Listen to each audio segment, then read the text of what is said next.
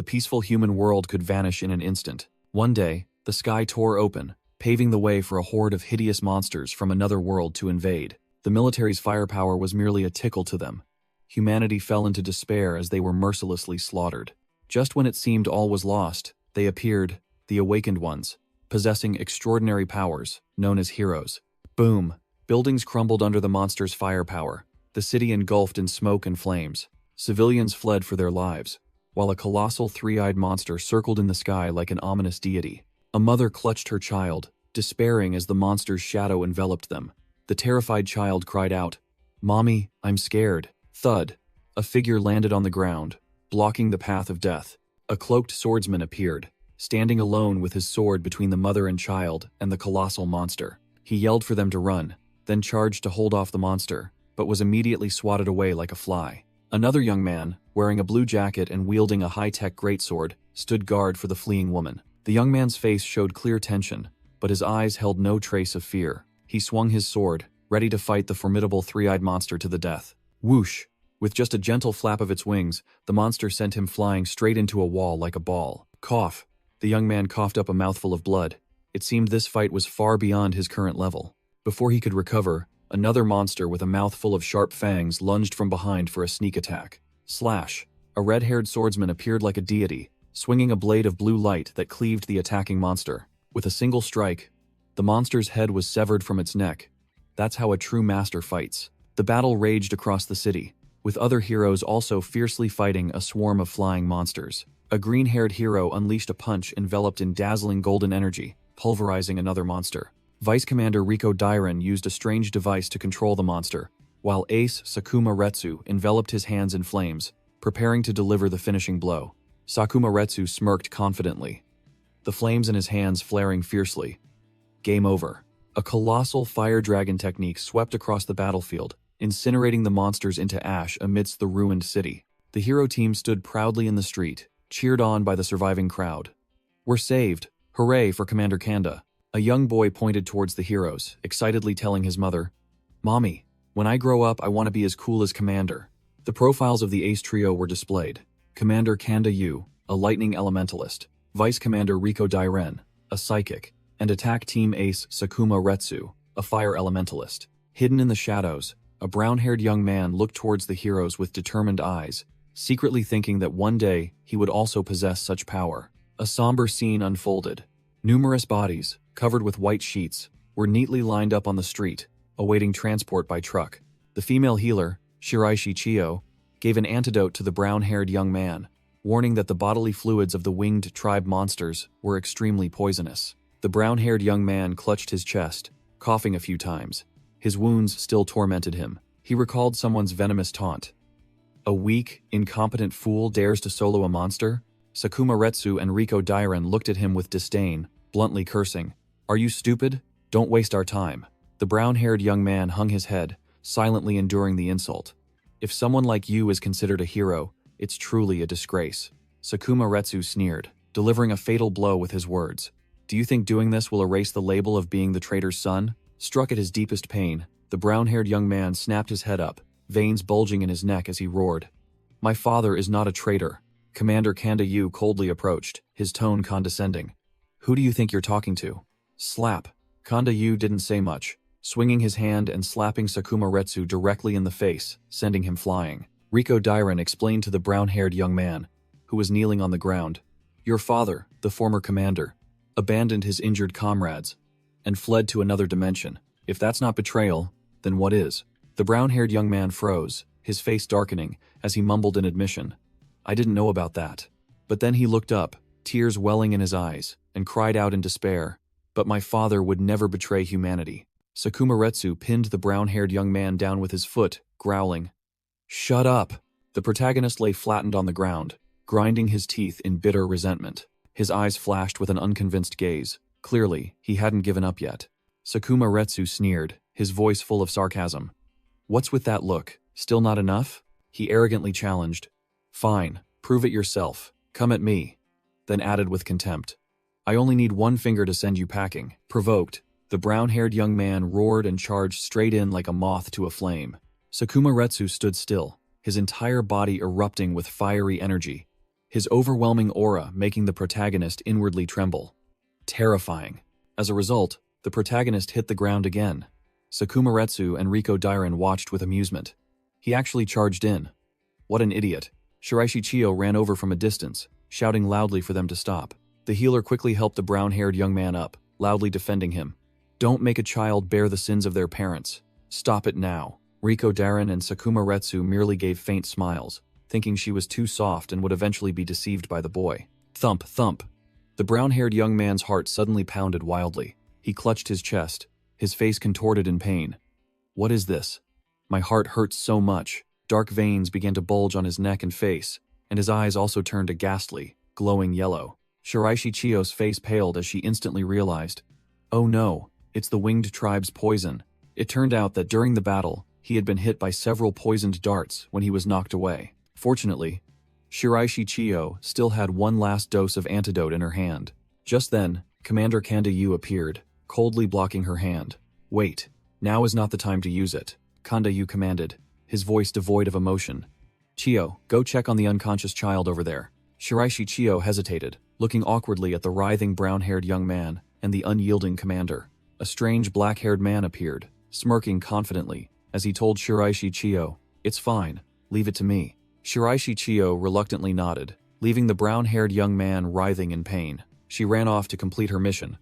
While the new commander flashed a meaningful smile, the brown-haired young man crawled on the ground, desperately looking at the antidote vial in the stranger's hand. The black-haired commander leaned down, his voice full of mockery. "Do you want it?"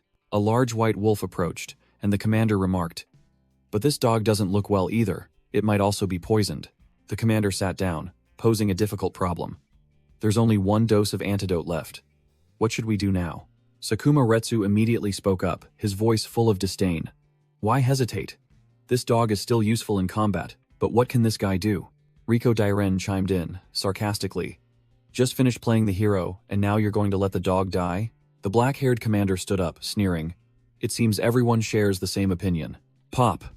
He decisively flicked open the cap of the antidote vial. With a wicked smile, the commander inverted the vial, pouring all the precious liquid onto the ground. The brown-haired young man could only stare blankly as the antidote flowed onto the floor. The white wolf also silently watched the spreading puddle of medicine. The wolf casually walked towards the puddle, its tail wagging. It lifted a hind leg and began to urinate directly into the puddle of antidote. The white wolf looked up at the sky with an extremely satisfied expression.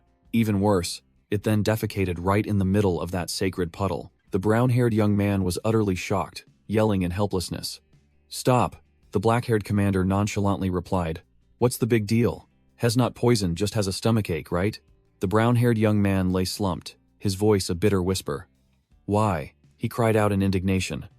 "What did I do wrong? Why are you treating me so cruelly?" The black-haired commander stood there, coldly delivering a dagger-like reply. "Because you're an eyesore," he continued to insult. "The child of a traitor should live like a worm, yet you dare to demand to join the hero squad?" The commander placed his foot on the young man's head, grinding it into the ground. "Your existence is a mistake. Just looking at you makes me sick." Whoosh! A devastating kick landed squarely on the brown-haired young man's face. The brown-haired young man lay sprawled next to the puddle of antidote and dog feces, listening to the commander's judgment. "Trash remains trash. You should have been discarded long ago." The young man's eyes widened in horror as he heard the finishing blow. "But if your name isn't on the casualty list, you'll become a pathetic deserter, just like your father." The commander turned to his two subordinates, ordering, "Seal off this area. Don't let anyone near. Just say there are still monsters lurking." Watching from afar, the three figures departed, and the commander gloated. "Finally got rid of that burden. Now, time to party." Left alone amidst the ruins, the brown-haired young man could only grit his teeth and curse. Damn it.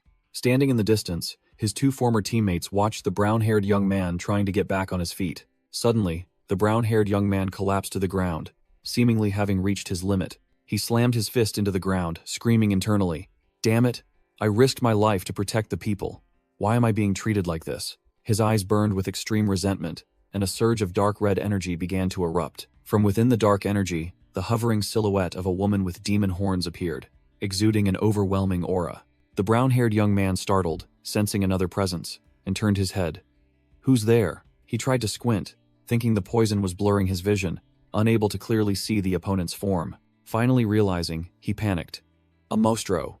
A surviving mostro. The demon girl stood there, proud and cold, her black hair fluttering amidst the desolate landscape. The battered, brown-haired protagonist bitterly admitted that his current pathetic skill level couldn't even handle a minor mostro, thinking this time he was truly doomed. Flashbacks flooded back. Of the young boy years ago, excitedly showing his parents his award-winning essay, Dad is a Hero, praised by his teacher for his potential as a writer. The boy proudly declared he didn't want to be a writer, but wanted to become a real hero like his father. His father, Ren Haneda, proudly lifted his son, laughing loudly.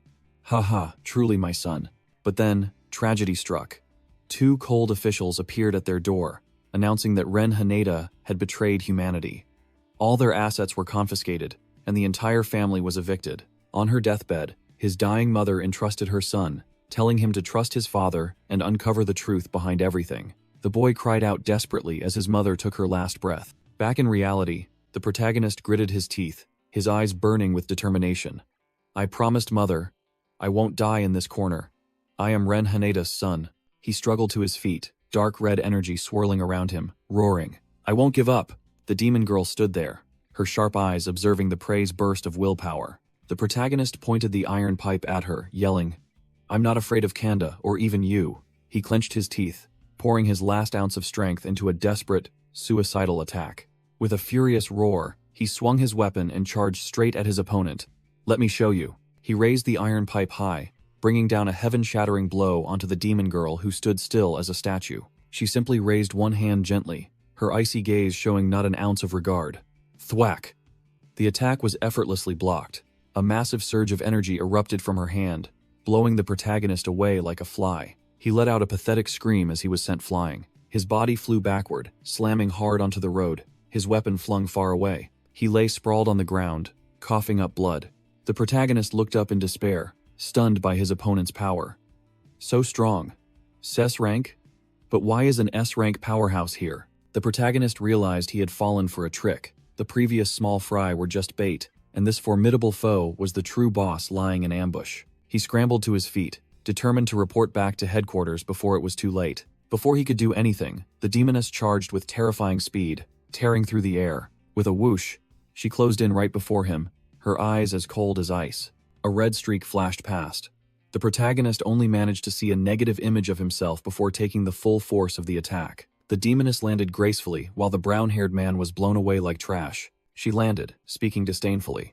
"I didn't expect you lowly humans to be so fragile." The protagonist lay flattened on the ground, bleeding profusely, while the demoness muttered that human souls were strangely powerful. She stood there, looking down at her gasping trophy with an air of complete dominance. The demoness slowly lowered her hand, preparing to finish off her prey. Her hand obscured the protagonist's vision. Everything plunged into darkness. His soul drifted, falling freely into a deep blue, boundless cosmic space. Suddenly, another self with black hair, six-pack abs, and an overbearing aura appeared in the soul space. This entity reached out its hand, and streams of blue energy flowed, seemingly seizing control. The blue eyes of the awakened self flared brightly. At the same moment, the protagonist's eyes in the real world snapped open in surprise. The brown-haired man shot up screaming, drenched in sweat, realizing he was on a luxurious bed and not a battlefield. He panted heavily, trying to compose himself after the terrifying nightmare. He looked around the unfamiliar room, his mind still haunted by the monster. "Where am I? I was clearly on the battlefield." "That's right, the Mostro." The man looked at his hands, utterly bewildered. "Am I still alive? What's the situation outside?" He stepped barefoot onto the floor, beginning to figure out the current situation. The brown-haired man called out in the luxurious, empty room. "Is anyone there? I have something important to do." He glanced towards the mirror. His sharp, cold eyes and the scar on his cheek looked extremely unfamiliar. His entire body appeared in the mirror, rippling six-pack abs, longer hair, and a pair of pitch-black demon horns. The man was stunned by his new form. A faint, dark aura emanated around him. The door swung open, and two fiery-figured women entered, light streaming in from behind them. The black-haired demoness spoke to confirm, "He's awake," while the brown-haired girl beside her nodded. It seems the fusion was successful. The protagonist stood frozen in the middle of the floor, surrounded by shattered mirror fragments. He clenched his fists, his body trembling with shock and rage. Looking at his reflection in a shattered mirror fragment, he couldn't believe his eyes. "Is this me?" His shadow on the floor clearly showed the form of a demon, making him scream in his mind. "I've turned into a Mostro. What the hell is going on? The two women stepped closer, and the brown-haired man looked up at them with hateful eyes. He immediately recognized the black-haired demoness, the one who had almost killed him on the battlefield. Memories of the terrifying battle flooded back. His face darkened as he realized his enemy was standing right before him. The image of the demoness, delivering the killing blow, flashed in his mind. His rage erupted. Without a word, he grabbed a broken piece of wood and growled. "You're the one who turned me into this." He charged wildly, raising his makeshift weapon high and aiming directly at the black-haired demoness. The black-haired demoness remained still, but the brown-haired attendant beside her smirked. Whoosh! The attendant moved her leg with lightning speed, landing a precise roundhouse kick to the protagonist's side. Caught completely off guard, the brown-haired man staggered and then fell face first onto the floor. The attendant instantly pinned him down, held a sharp knife to his throat, and growled. "What do you intend to do to the princess?" Pinned, face down, the half-demon man gritted his teeth in frustration, but could do nothing. The demon princess looked down, a cold expression on her face as she heard her subordinate call her princess. Whoosh! The brown-haired attendant maintained her posture, pinning the half-demon protagonist firmly to the floor. The demon princess spoke to confirm her identity. "I am the princess of the demon clan, ranked as the first by the human military." Her gaze was sharp, full of condescension. "Don't you know who I am?" The protagonist was speechless, his brain starting to process information.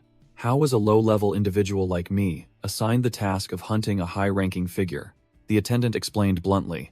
"If the princess hadn't extracted your soul, you would surely be dead." The half-demon man was bewildered, not understanding what soul extraction was. Information about the Mastro species began to appear in his mind.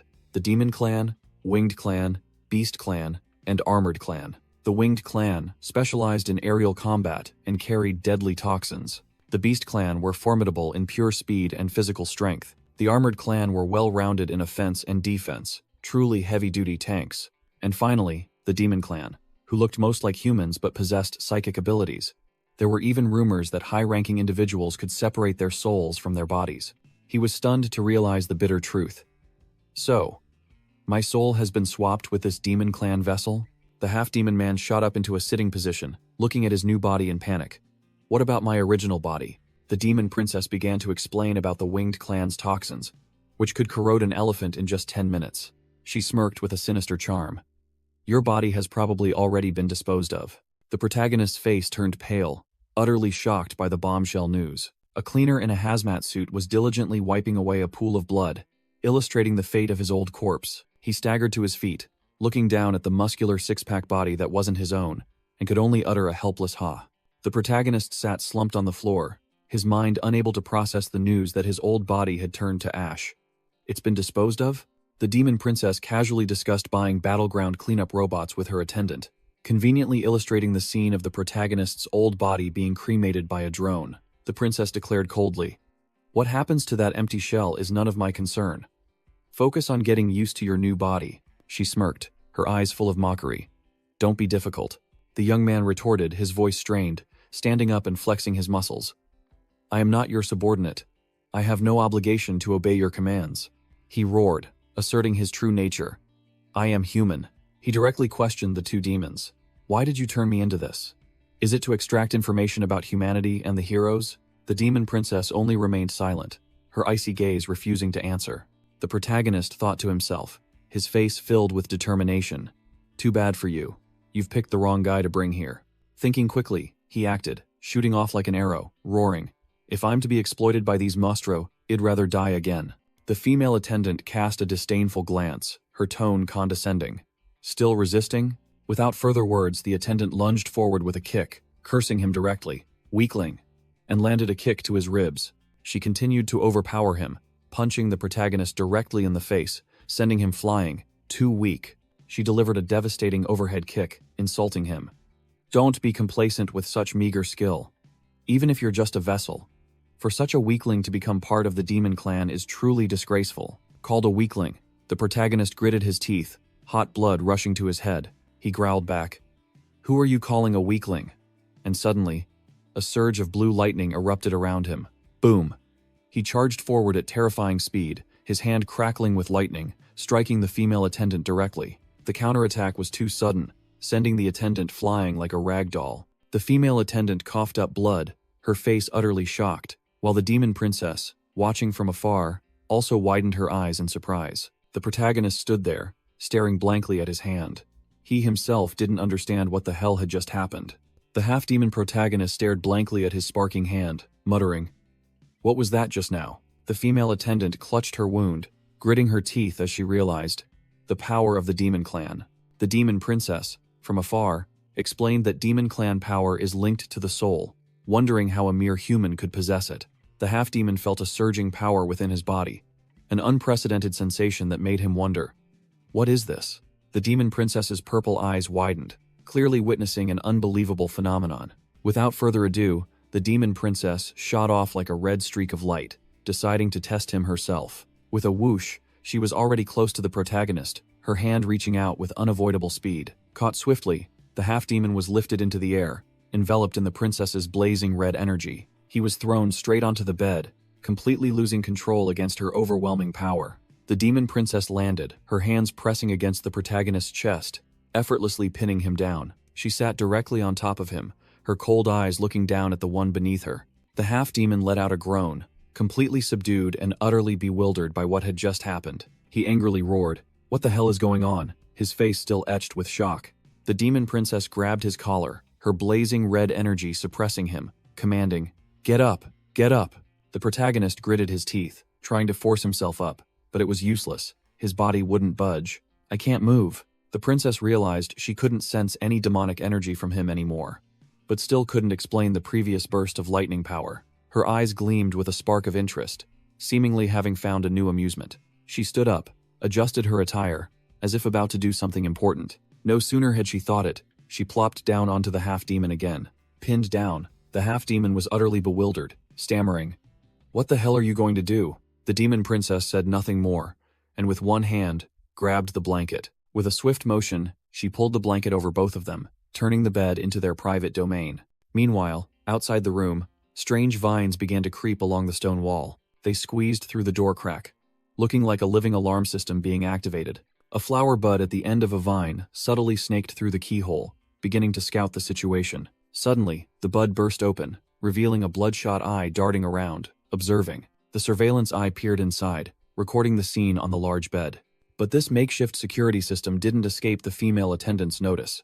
She swiftly grabbed the vine with one hand. Without a moment's hesitation, the brown-haired attendant yanked the vine from the door. The surveillance eye was pulled back, shrinking in panic before being dealt with. Crunch! The female attendant crushed the eye with her heel, neatly disposing of the nuisance. Her face hardened, clearly displeased at being sidelined by her mistress. She forcefully tore apart the remaining vines, blazing red energy erupting around her. Inside the room, the demon princess still held the half-demon pinned down, her eyes full of power. She tilted her head slightly, a knowing smirk appearing on her face, preparing to get down to business. The half-demon's face flushed red, his mind reeling. Beautiful, incredibly beautiful. Are all members of the demon clan this stunning? He quickly shook his head to calm himself, his mind screaming, "Wake up, you idiot. I'm human, she's a mastro." He began to frantically speculate. What exactly is this woman planning? Is this a honey trap, or a new form of torture? He glanced down, sweat pouring off him like rain. The half-demon swallowed hard, thinking of the worst-case scenario. Is she planning to drain me dry? The demon princess leaned close, her purple eyes staring directly at the half-demon, who was frozen stiff like a log. Suddenly, she bent down and kissed him, utterly shocking the virgin. Damn it. My first kiss was stolen by a demon at a life-or-death moment like this. He closed his eyes in resignation, a thought still nagging him. And it's a demon no less. Smack! A sound echoed as she pulled away. The half-demon suddenly felt something slippery being pushed into his mouth, his eyes wide with horror. He shot up, frantically clawing at his throat and yelling, "Spit it out! What the hell is this? That's disgusting." An object resembling an eye, with a long, wriggling tail, lay neatly on the bed. The half-demon turned pale looking at it. The demon princess coldly explained, "That is the mandala eye, a scouting creature." The half-demon asked blankly, "Scouting? Is this place being monitored?" The brown-haired attendant reported, "A few have escaped. It seems there are still those constantly worried about Shura's fate." The demon princess declared bluntly, "Shura is the owner of that body and my fiancé." The half-demon's face went blank, his brain unable to process the information fast enough. "Shura?" She continued, "We were supposed to get married today, but he disappeared." The princess's gaze turned cold and sharp. When I found him, he was already dead. A desolate scene appeared. The princess stood there, looking at Shura's corpse amidst the rubble, helplessly wondering, why was he there, and who killed him? I don't know, she asserted. But there's one thing I know for sure. The half-demon looked down at his body, hearing the princess affirm. Those wounds were not inflicted by humans, he muttered, speculating. Not human? A monstro? Or internal strife? The princess explained the rules of the demon clan. The demon clan values strength above all else. Even the royal family is no exception. If you don't constantly grow stronger, you will be eliminated by the era. Her eyes flashed with determination. Shura was the strongest warrior of the demon clan. Losing him means I immediately become a hunted target, the demon princess coldly explained. To conceal his death, I was forced to merge a living soul with this body. The half-demon frowned, beginning to understand the situation. So you brought me here not to blackmail the military? The princess confirmed with a sarcastic tone. Exactly. After all, they were the ones who abandoned you, weren't they? Hearing this, the half-demon froze, memories of being abandoned flooding back. The brown-haired attendant added another painful jab, just a mere grunt. Since there were no other survivors, the princess reluctantly chose you. The half-demon gritted his teeth, clenching his fists, resentful at being treated like trash. The demon princess narrowed her eyes, issuing an ultimatum. Choose. Cooperate with us. Or die again. The half-demon remained silent, his eyes flashing with calculation, clearly weighing his options in a bind. A moment later, the demon princess handed him a tablet, with a mysterious expression. He took it and asked in surprise, "What is this?" On the screen was a scene of a commendation ceremony, where heroes declared they had defeated the Mostro, protecting the lives and property of the people. A crowd was cheering enthusiastically as a high-ranking officer stood on the podium, preparing to present a medal. The old general solemnly declared, "Captain Kanda Yu, for your outstanding command in this campaign, we award you the first-class medal." Kanda Yu stepped onto the stage, his cold aura dominating the entire space. He stood opposite the general, preparing to receive the glory that rightfully belonged to the deceased. The general opened the box. Inside was a brightly shining star-shaped medal. He carefully pinned the medal onto Kanda Yu's chest. Both saluted each other according to military protocol, a perfect charade for the public. Below the stage, Riko Dairen and Sakuma Retsu, along with their teammates, cheered excitedly. "That's our captain!" Kanda Yu accepted the glory with an expressionless face, while in the distance, the image of a mother holding her child's hand and carrying flowers appeared as a reminder of what he had protected. A young boy ran onto the stage, handed the bouquet to Kanda Yu, and thanked him profusely. "Sir, thank you for saving my mother and me." The boy's eyes shining brightly, he insisted on Kanda Yu teaching him how to fight to become a Mostro-slaying hero. Below the stage, two of Kanda Yu's teammates smirked, thinking the kid was still too green and naive, and that fighting should be left to the adults. The boy puffed out his cheeks and argued vehemently. "I'm not a child. I'm very strong." Kanda Yu's teammates could only hold their stomachs, laughing at the boy's innocence. Kanda Yu lifted the boy up, a perfect display of affection for the public. He smiled, and declared to the crowd that eliminating Mostro was the hero's responsibility, and hoped the younger generation would follow in their footsteps. Kanda Yu began an impassioned speech, emphasizing that this path demanded sacrifice, and that heroes were the last line of defense. His tone became stern, fleeing from the enemy, fearing death, abandoning civilians, all are crimes equivalent to murder. Kanda Yu's face darkened, one eye obscured, and he growled, "We will not forgive traitors." Hearing this, the crowd below erupted, shouting for the execution of the disgraceful traitors. Back in reality, the protagonist in his demon form was stunned, speechless, his eyes wide with disbelief, as he watched that ridiculous charade through the tablet. The horned demon girl held out the screen, displaying a wanted poster with the protagonist's human face. Former hero member. Fugitive. The protagonist gritted his teeth, clenching the tablet in his hand, veins bulging with anger. His rage flared, his eyes glowing red, his entire face plunged into the darkness of hatred. The horned demon girl coldly stated, "You don't have to cooperate, but no one will thank you. You will live your entire life branded as a traitor." She continued to taunt, striking directly at his pride. "Dying unjustly without a chance to clear your name, don't you feel resentful?" The protagonist roared in his mind, admitting the harsh truth. "Of course I do. Of course I'm resentful." A flood of painful memories rushed back. His family shattered, his mother dying of illness, he himself beaten and humiliated, all because of the title, son of a traitor. He stared intently at the image of Kanda Yu playing the hero on stage, his hatred having found its target. "You Kanda, Everything you've done to me." The protagonist furiously stomped on the tablet, veins bulging as he growled. "I will return this to you twofold." The demon princess merely smirked meaningfully, clearly pleased with his decision. Both strode together through a colossal stone gate, entering the territory of the demon clan. In the gloomy great hall, the protagonist in his new attire and the demon princess walked with imposing authority, looking every bit like a true formidable pair. Before them lay a colossal black dragon, prostrate in the courtyard of an ancient ruin. Both stood high above, looking down at the enormous demonic beast. Its aura was far from ordinary. The protagonist looked surprised, turning to ask, "Is this a mount of the demon clan?" The black dragon immediately sensed something, its blazing golden eyes opening with full vigilance. With a sudden movement, the dragon lunged up, letting out a hostile roar aimed directly at the protagonist. The demon princess gently extended her hand, mystical purple magic currents radiating from her palm. Her magic enveloped the black dragon's head, instantly suppressing its ferocity. She explained, "This is Shura's mount.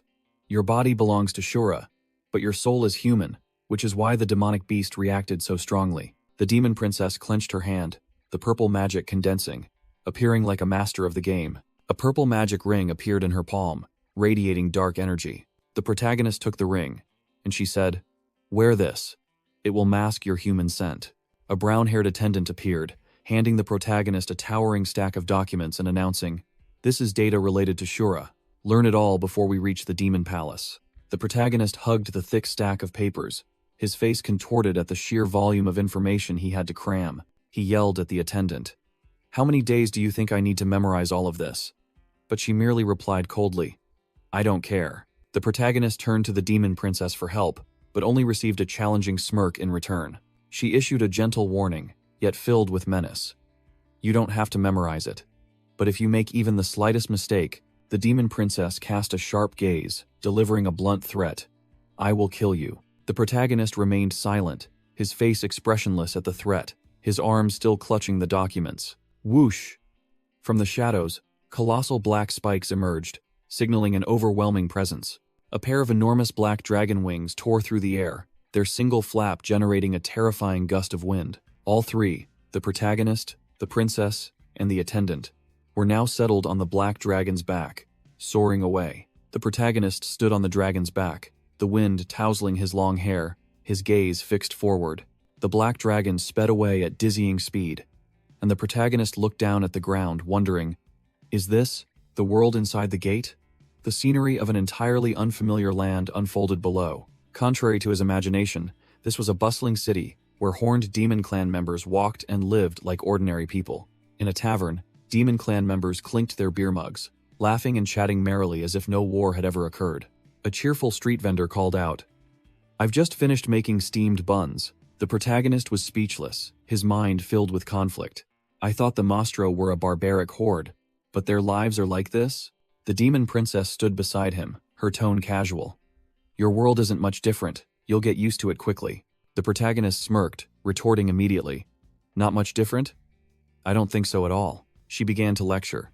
"We have morals and laws, living to help each other, while you only know killing and theft."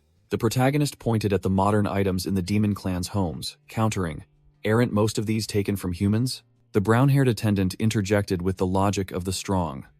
"Those are spoils of war. Take what you can. If you're dissatisfied, try to take them back." The protagonist lowered his head, his voice contemptuous. "In the end, thieves can only speak with the logic of a thief." His blunt and sharp words silenced the demon princess, leaving her stunned. She narrowed her eyes, seemingly provoked but also somewhat intrigued by this Shura. The sky suddenly darkened with a swarm of colossal horseflies with blazing red wings, their buzzing sounding like the engines of death. While riding the dragon smoothly, the protagonist and the demon princess were suddenly blocked by the swarm of insect monsters, their killing intent erupting. The protagonist looked extremely annoyed, as if he was about to clean up a troublesome mess. In contrast, the demon princess maintained a poker face, raising her hand with imposing authority, like a superior. The black dragon roared, soaring past the swarm of horseflies, leaving a blazing red energy trail tearing through space. The protagonist, still bewildered, exclaimed, "What are those bugs? Why are there so many?" The princess casually explained, "Those are abyssal horseflies. If one stings you, the pain will last for several days." With a confident expression, she commanded, "We will descend." The black dragon obeyed, roaring once before beginning its dive downwards. Both rode on the dragon's back, plummeting straight down into a strange land, piercing through layers of dense fog. As soon as they descended, the protagonist felt an unpleasant stench assault his nose. He immediately covered his mouth, grimacing and cursing. Ugh, it stinks. The demon princess glanced at him, her voice even. That is miasma. Both, along with the dragon, looked down at a deep purple sea, from which deadly toxic air emanated. Beneath the surface, a colossal monster fish was being savagely torn apart by another. A brutal scene of survival unfolded before their eyes, the blood and organs of the monsters staining the purple sea red. A colossal aquatic monster with blazing red tentacles emerged, seizing an unfortunate fish and tearing it in half. The protagonist was stunned by the horrifying sight, muttering to himself, "That thing is," he immediately realized, the abyss, a place intersecting with the sea of that world. The demon princess spoke, her voice full of challenge. "I don't know what rules you're talking about, but we have our own rules of survival, and these are them." The demon princess declared a simple, yet cruel truth. The strong devour the weak. She further explained that the water in the abyss contained extremely potent toxins, permeating both the land and the air. Amidst the deathly land full of bones, she asserted, "Here, the weak don't even have the right to live." A horde of demon warriors rushed into battle, slaughtering each other, for without resources, they could only plunder to survive. Beneath the miasmic sea, a colossal sea monster was tearing apart its prey in an explosion of purple energy. The protagonist mused, repeating the philosophy of this place. Life belongs to the strong. The brown-haired attendant continued coldly, completing the other half. Death belongs to the weak. The demon princess concluded, her gaze sharp. This is the sole rule of the demon clan. The protagonist suddenly realized, recalling how human soldiers who had attempted to invade all died from poisoning. He mumbled, "Could this be the reason?" Both stood gazing at the endless miasmic sea, the protagonist lost in thoughtful silence. A bold thought flashed in his mind. If I'm going to escape, this is the chance. He glanced at the princess, his hand raised as if to act, but then he paused. He told himself to calm down. No, I don't have enough information. It's too dangerous. Moreover, he knew full well that if he returned like this, no one would believe him, and he might even be eliminated by Kanda Yu again. The princess suddenly turned and asked what he was thinking, startling him, and he stammered in denial. Huh? I'm not thinking anything. She smirked and commanded. We're almost at the center of the abyss. Hold on tight. Whoosh! The black dragon suddenly accelerated, and the unprepared protagonist let out a piercing scream. The dragon shot forth like a blurry black streak, tearing through space. It performed an extremely sharp turn in mid-air, defying all laws of physics. The poor protagonist's face was distorted by the G-force, blood gushing from his mouth. The protagonist gritted his teeth, trying to endure the terrifying pressure as the dragon sliced through the wind. His face contorted, screaming in vain as the dragon put him through hell. Ahead, a colossal demon castle majestically appeared amidst the lands of the abyss. Thud! The black dragon landed directly without slowing down, tossing the protagonist away like a sack of trash. He staggered and collapsed to his knees, his head spinning, vomiting from the unforgettable ride. In a daze, he looked up, saw the blurry figure of the princess, and mumbled, "Grandma." Then he grinned widely, spreading his arms like a child. "Did Grandma come to pick me up?" Slap! The princess said no more, immediately delivering a thunderous slap that sent him tumbling. The slap was so powerful it created an explosion of dust, blowing away everything nearby. Lying sprawled on the ground, he could only let out a weak groan. "It hurts." The half-demon scrambled to his feet, his face smeared with dirt, his eyes still dazed after the devastating blow. Before his eyes was a colossal, intricately carved gate, and he realized, this is the demon clan's palace. The princess and the attendant were already waiting. Behind them lay the dragons of the other generals. The princess glanced at the dragons, her voice icy.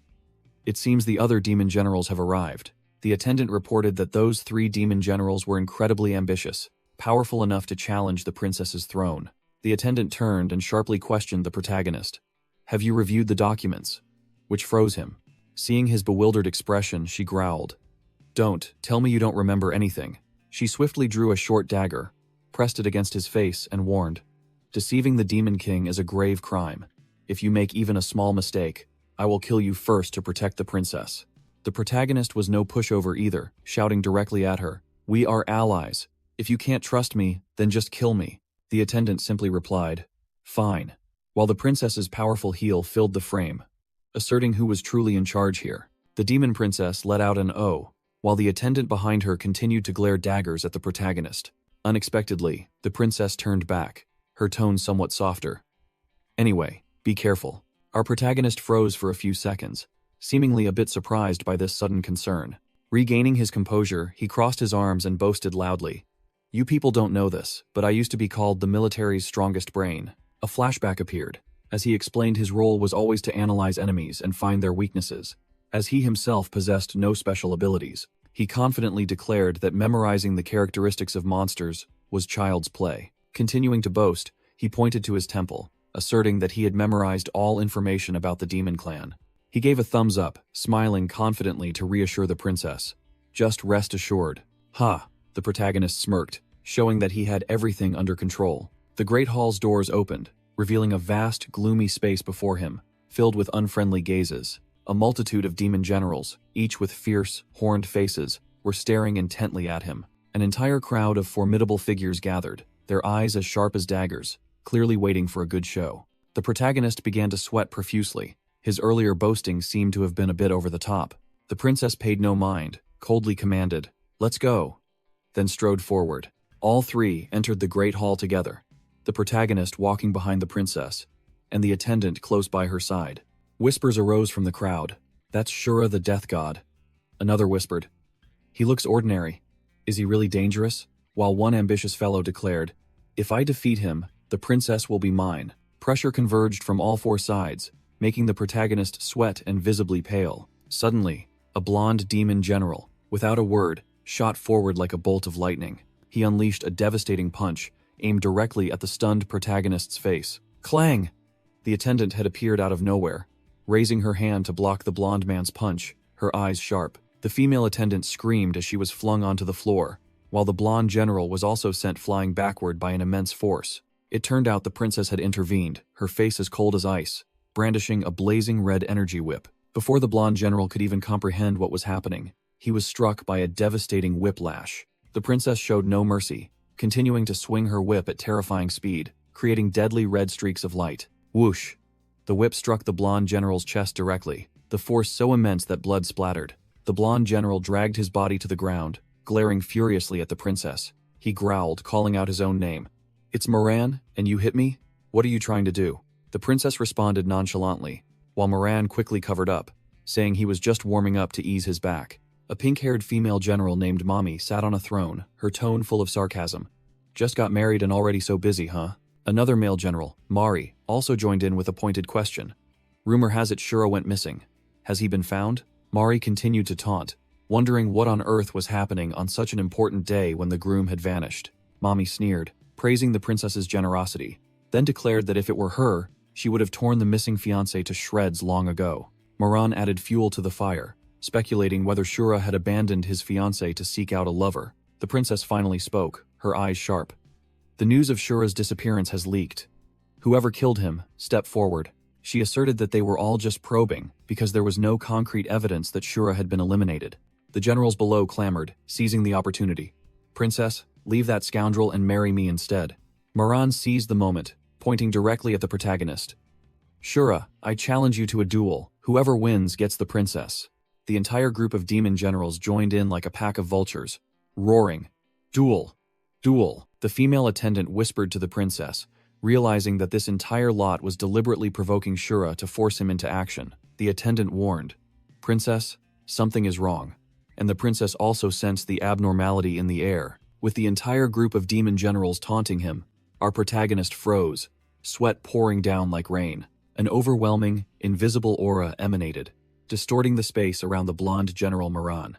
The protagonist's heart began to pound, and he wondered, "Why is my heart beating so fiercely?" His entire body trembled violently, a strange sensation invading his mind. He gritted his teeth, realizing this damned feeling was fear. The protagonist recalled countless life-or-death battles from the past, questioning himself. "I've faced death countless times, never knowing fear. Why am I trembling now?" The feeling at this moment was exactly like a lost lamb wandering into a pack of hungry wolves. A pack of colossal wolves with blood-red eyes appeared in his mind, the sensation of being hunted even more terrifying than death itself. In the dark space, the protagonist could only stand still, enduring the terrifying mental pressure.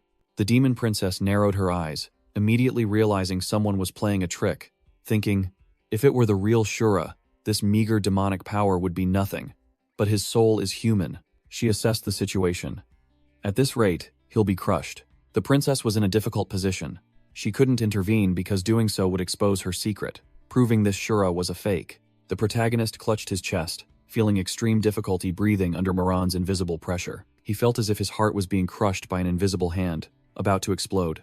Moran approached, growling at the protagonist, who was still looking down. Hey, say something. Seeing his opponent remain silent, Moran began to rage, his killing intent flaring intensely. He roared, "Are you looking down on me?" and swung a blazing fist, charging forward. Thwack! A thunderous punch landed squarely on the protagonist's back. The protagonist was sent flying like a rag doll, tumbling several times across the floor, to the astonishment of the demon princess. The two demon generals, Mari and Mami, watching, were speechless at Moran's swift action. The entire group of demon generals gaped, unable to believe the sight before their eyes. The demon princess coldly looked at the half-demon lying sprawled, declaring bluntly, "If this matter isn't resolved, I will annul the engagement right here." Lying flat on the floor, the half-demon's eyes flashed with a calculating glint. Thump!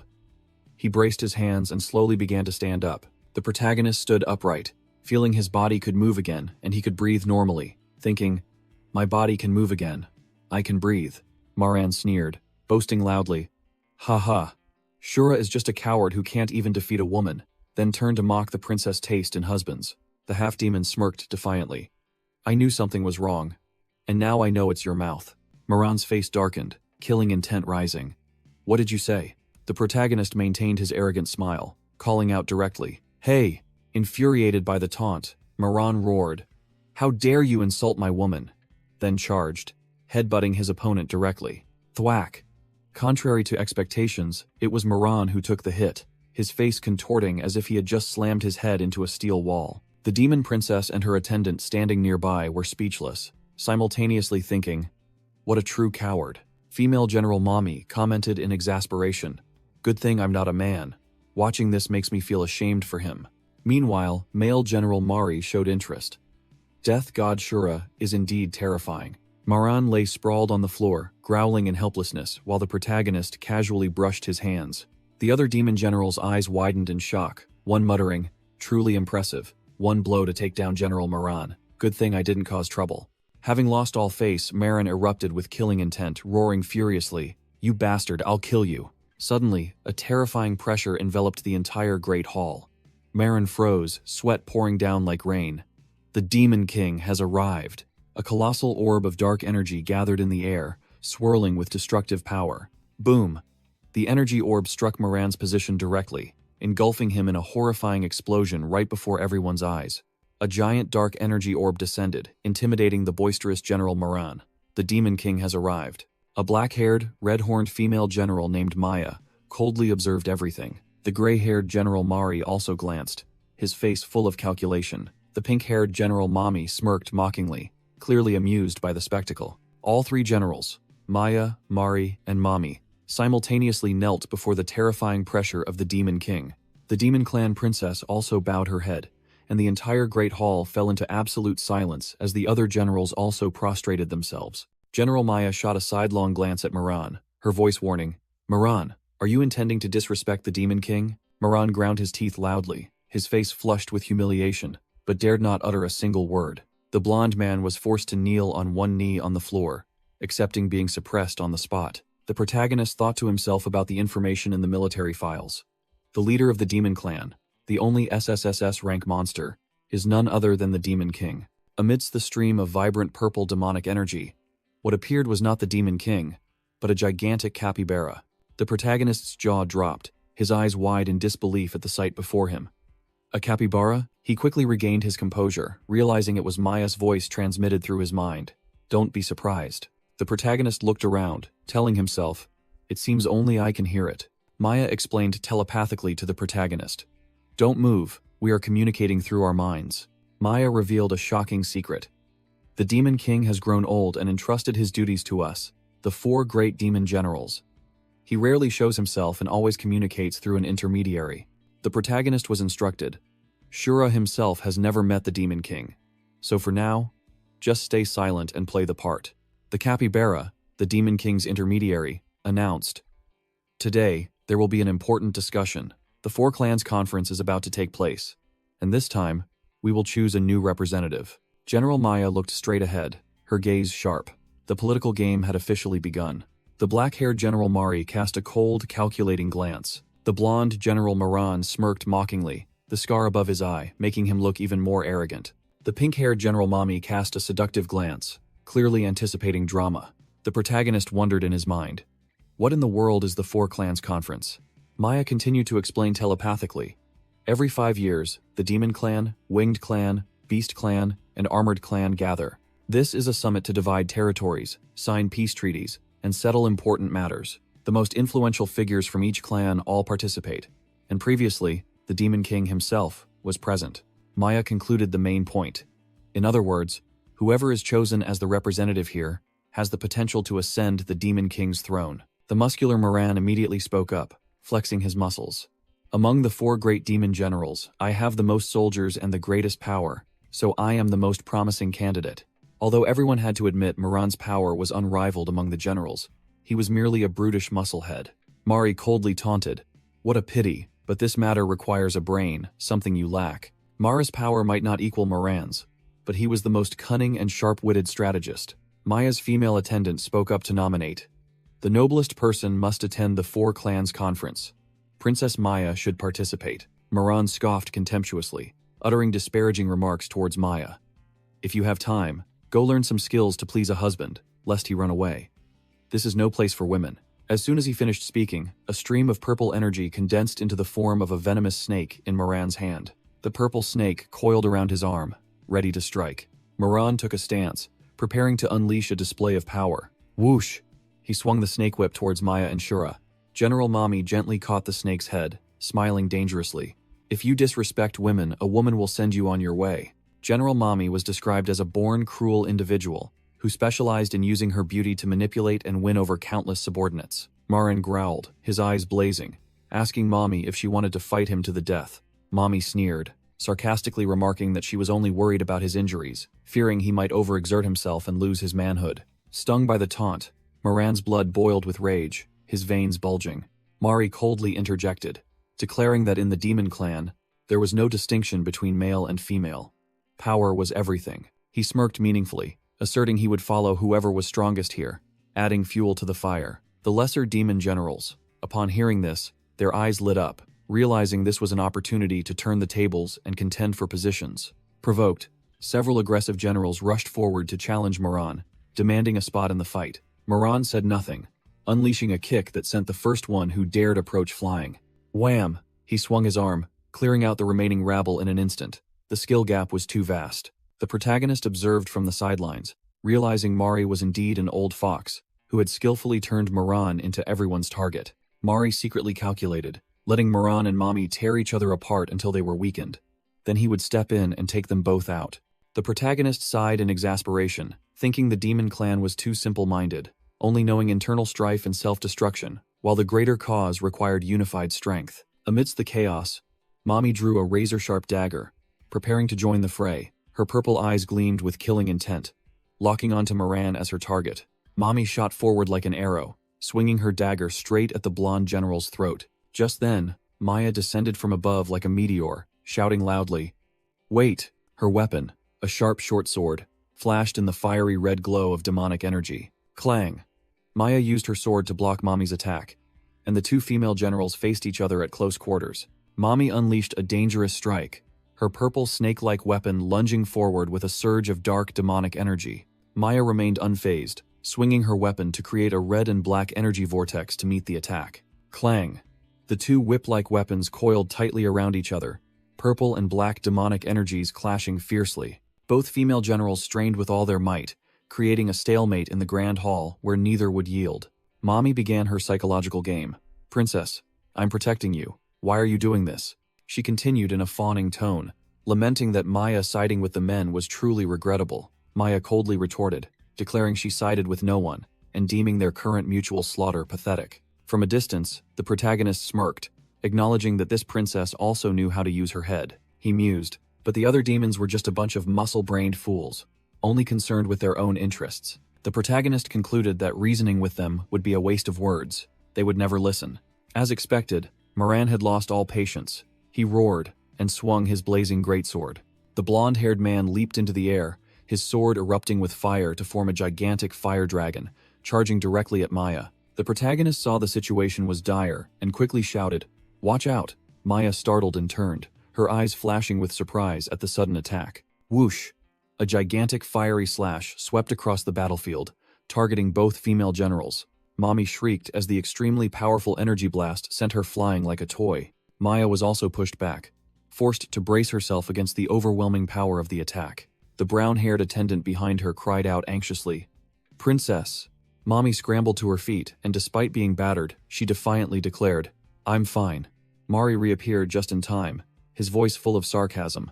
"Moran, you've gone too far. How dare you touch Mommy's precious snake?"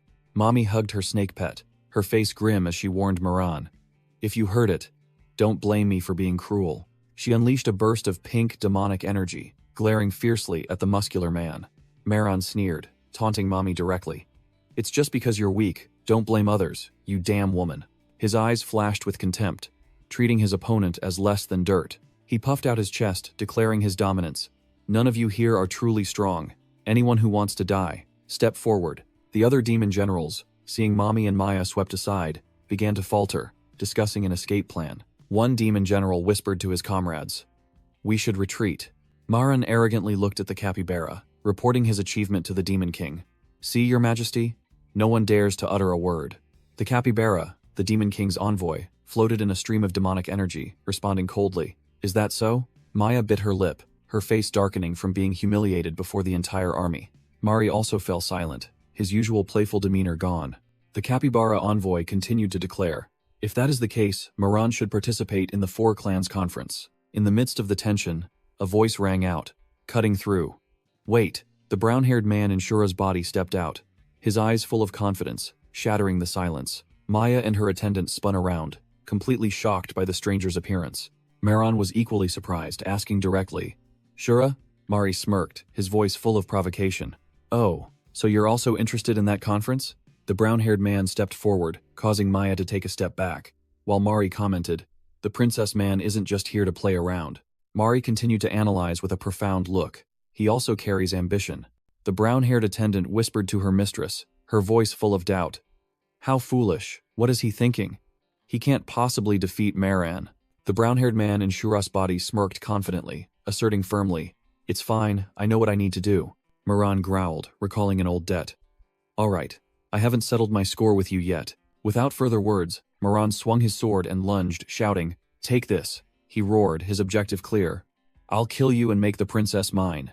But the brown-haired man merely raised a hand to block the attack, calmly stating, "I'm not fighting you." Moran froze, veins bulging on his forehead, and roared, "What do you mean by that?" The brown-haired man then leaned close to Maran's ear, whispering something extremely secret. Maran froze, his eyes wide, his face completely shocked after hearing it. The brown-haired man stepped back, crossing his arms and watching with a meaningful expression, ignoring his opponent who was still processing. Moran gnashed his teeth, sweat pouring down, clearly in an intense internal struggle. Suddenly, Maran turned to the capybara, reporting to the Demon King. "Your Majesty, I believe Mommy and Shura were right. I was too hasty," he boldly declared. "Let Maya participate in the Four Clans Conference." Moran continued to boast, feigning nobility. "I believe it is perfectly acceptable for the Demon King's daughter to attend on my behalf." The other demon generals watching couldn't help but be astonished by this complete turnaround. Mari narrowed his eyes, directly questioning, "Maran, what trick are you playing?" Moran replied condescendingly, "Didn't you hear clearly? My meaning is exactly as I stated." He continued to lecture Mari. "You only focus on what's in front of you and fail to see the bigger picture.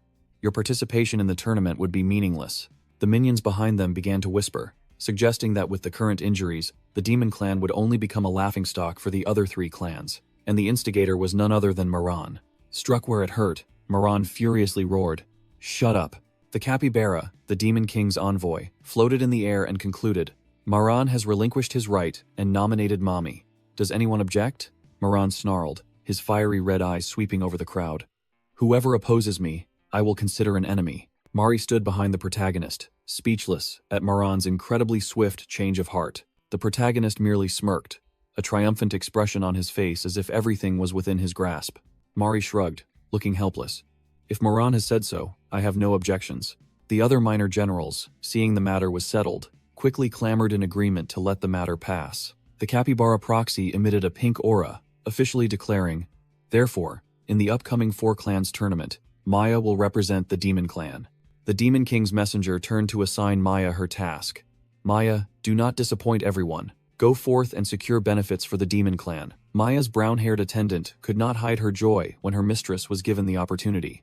Maya, princess of the Demon Clan, responded decisively, yes. After the drama concluded, the protagonist stood alone in the courtyard. The shadow of a dragon swept past, obscuring the sunlight. Moran, riding his red dragon, shot the protagonist a resentful glare, then flew off in a huff. The protagonist merely stood there, silently watching the defeated foe make his escape. The brown-haired attendant approached, her eyes full of scrutiny. What did you do just now? The protagonist feigned innocence, waving his hand casually. You saw? I didn't do anything. Don't be ridiculous. Moran isn't the type to listen to reason. It's very difficult to change his mind. The attendant was not easily fooled, crossing her arms, pressing for an answer. Answer me. Maya also looked at the protagonist with eyes full of interest, curious about the trick he had used. The protagonist seemed a bit flustered by the attention of the 2 beautiful women, his face slightly flushed. He scratched his head and began to explain reluctantly. Actually, I didn't do anything major. It turned out, the protagonist had whispered into Moran's ear, grasping his fatal weakness. It's just that, if the matter of you selling the Beast Clan's young to the Winged Clan for poison resistance experiments were to be exposed. In the flashback, Marin's face turned ashen. Sweat poured down him like rain as his darkest secret was exposed. Do you think you'd return alive? The brown-haired attendant repeated the shocking information. Moran sold the Beast Clan's young. She turned to ask Maya, asserting that this was why the princess gave the protagonist a spot, right? Maya looked surprised, as even she had never heard of this incident, and questioned the protagonist about where he got the information. The protagonist pointed to his head, boasting confidently, I told you, my brain is the strongest. He began to explain. The information came from the military's secret archives, a place only top brass could access. In his memory, when he was a low-ranking soldier running errands for Khanda, he had stumbled upon this document, and with his prodigious memory, he never forgot it. The document clearly detailed Moran's crimes, not only selling the young, but also blaming the human army to ignite a war. As a result, a bloody war erupted between the Beast Clan and humans to reclaim the young, with countless casualties. The attendant remained skeptical, asking if he had prepared beforehand to remember it so easily. The protagonist crossed his arms, and with a smug look, directly asked the 2 beautiful women, Well, I'm not as useless as you thought, am I? Maya narrowed her eyes, finally had to admit. Finally, you're useful. The protagonist smirked, declaring that his true worth was far from fully revealed, and told her to just wait and see. Maya fell silent, her eyes full of contemplation as she re-evaluated the man before her. She smiled meaningfully, accepting the challenge. I understand. In that case, I look forward to it. A voice rang out from behind, praising Shura for easily convincing Maran. Everyone turned around. Maya called out the newcomer's name. Mari. The protagonist revealed his plan, considering Maran nothing more than a brainless fool, and declared he would incite him to wage war against the other demon lords, allowing himself to reap the benefits. Maya looked at the protagonist with sharp eyes, acknowledging his caliber. You truly are the real deal. Mari burst out laughing, thinking the protagonist's plan was just a joke, but then he became serious again, realizing that the protagonist's aura today was very different from usual. The main character who was boasting suddenly paused. Mari had been standing there for some time. Oh? What is this aura? Mari smirked, pointing at the protagonist. It's the smell of fear, exactly like the smell of humans when they panic. Maya and her attendant were both stunned by Mari's discovery. The main character maintained a cold expression, but inwardly, a storm was brewing. Mari stepped closer, pressing his face close to the protagonist's, and asked mockingly, Why does the smell of human fear emanate from a demon? How strange. The main character broke out in a cold sweat, swallowing with difficulty under the opponent's psychological attack. The attendant stepped forward to shield the protagonist, snarling, Mari, you're being too rude. Mari shrugged, feigning innocence. Why the fuss? I just thought my nose was stuffy. Maya quickly interjected. Shura has slaughtered countless humans. The smell of their blood and fear clinging to his clothes is only natural. Mari nodded slowly, appearing to accept the explanation. I see, that makes sense. He covered his mouth, smiling sinisterly.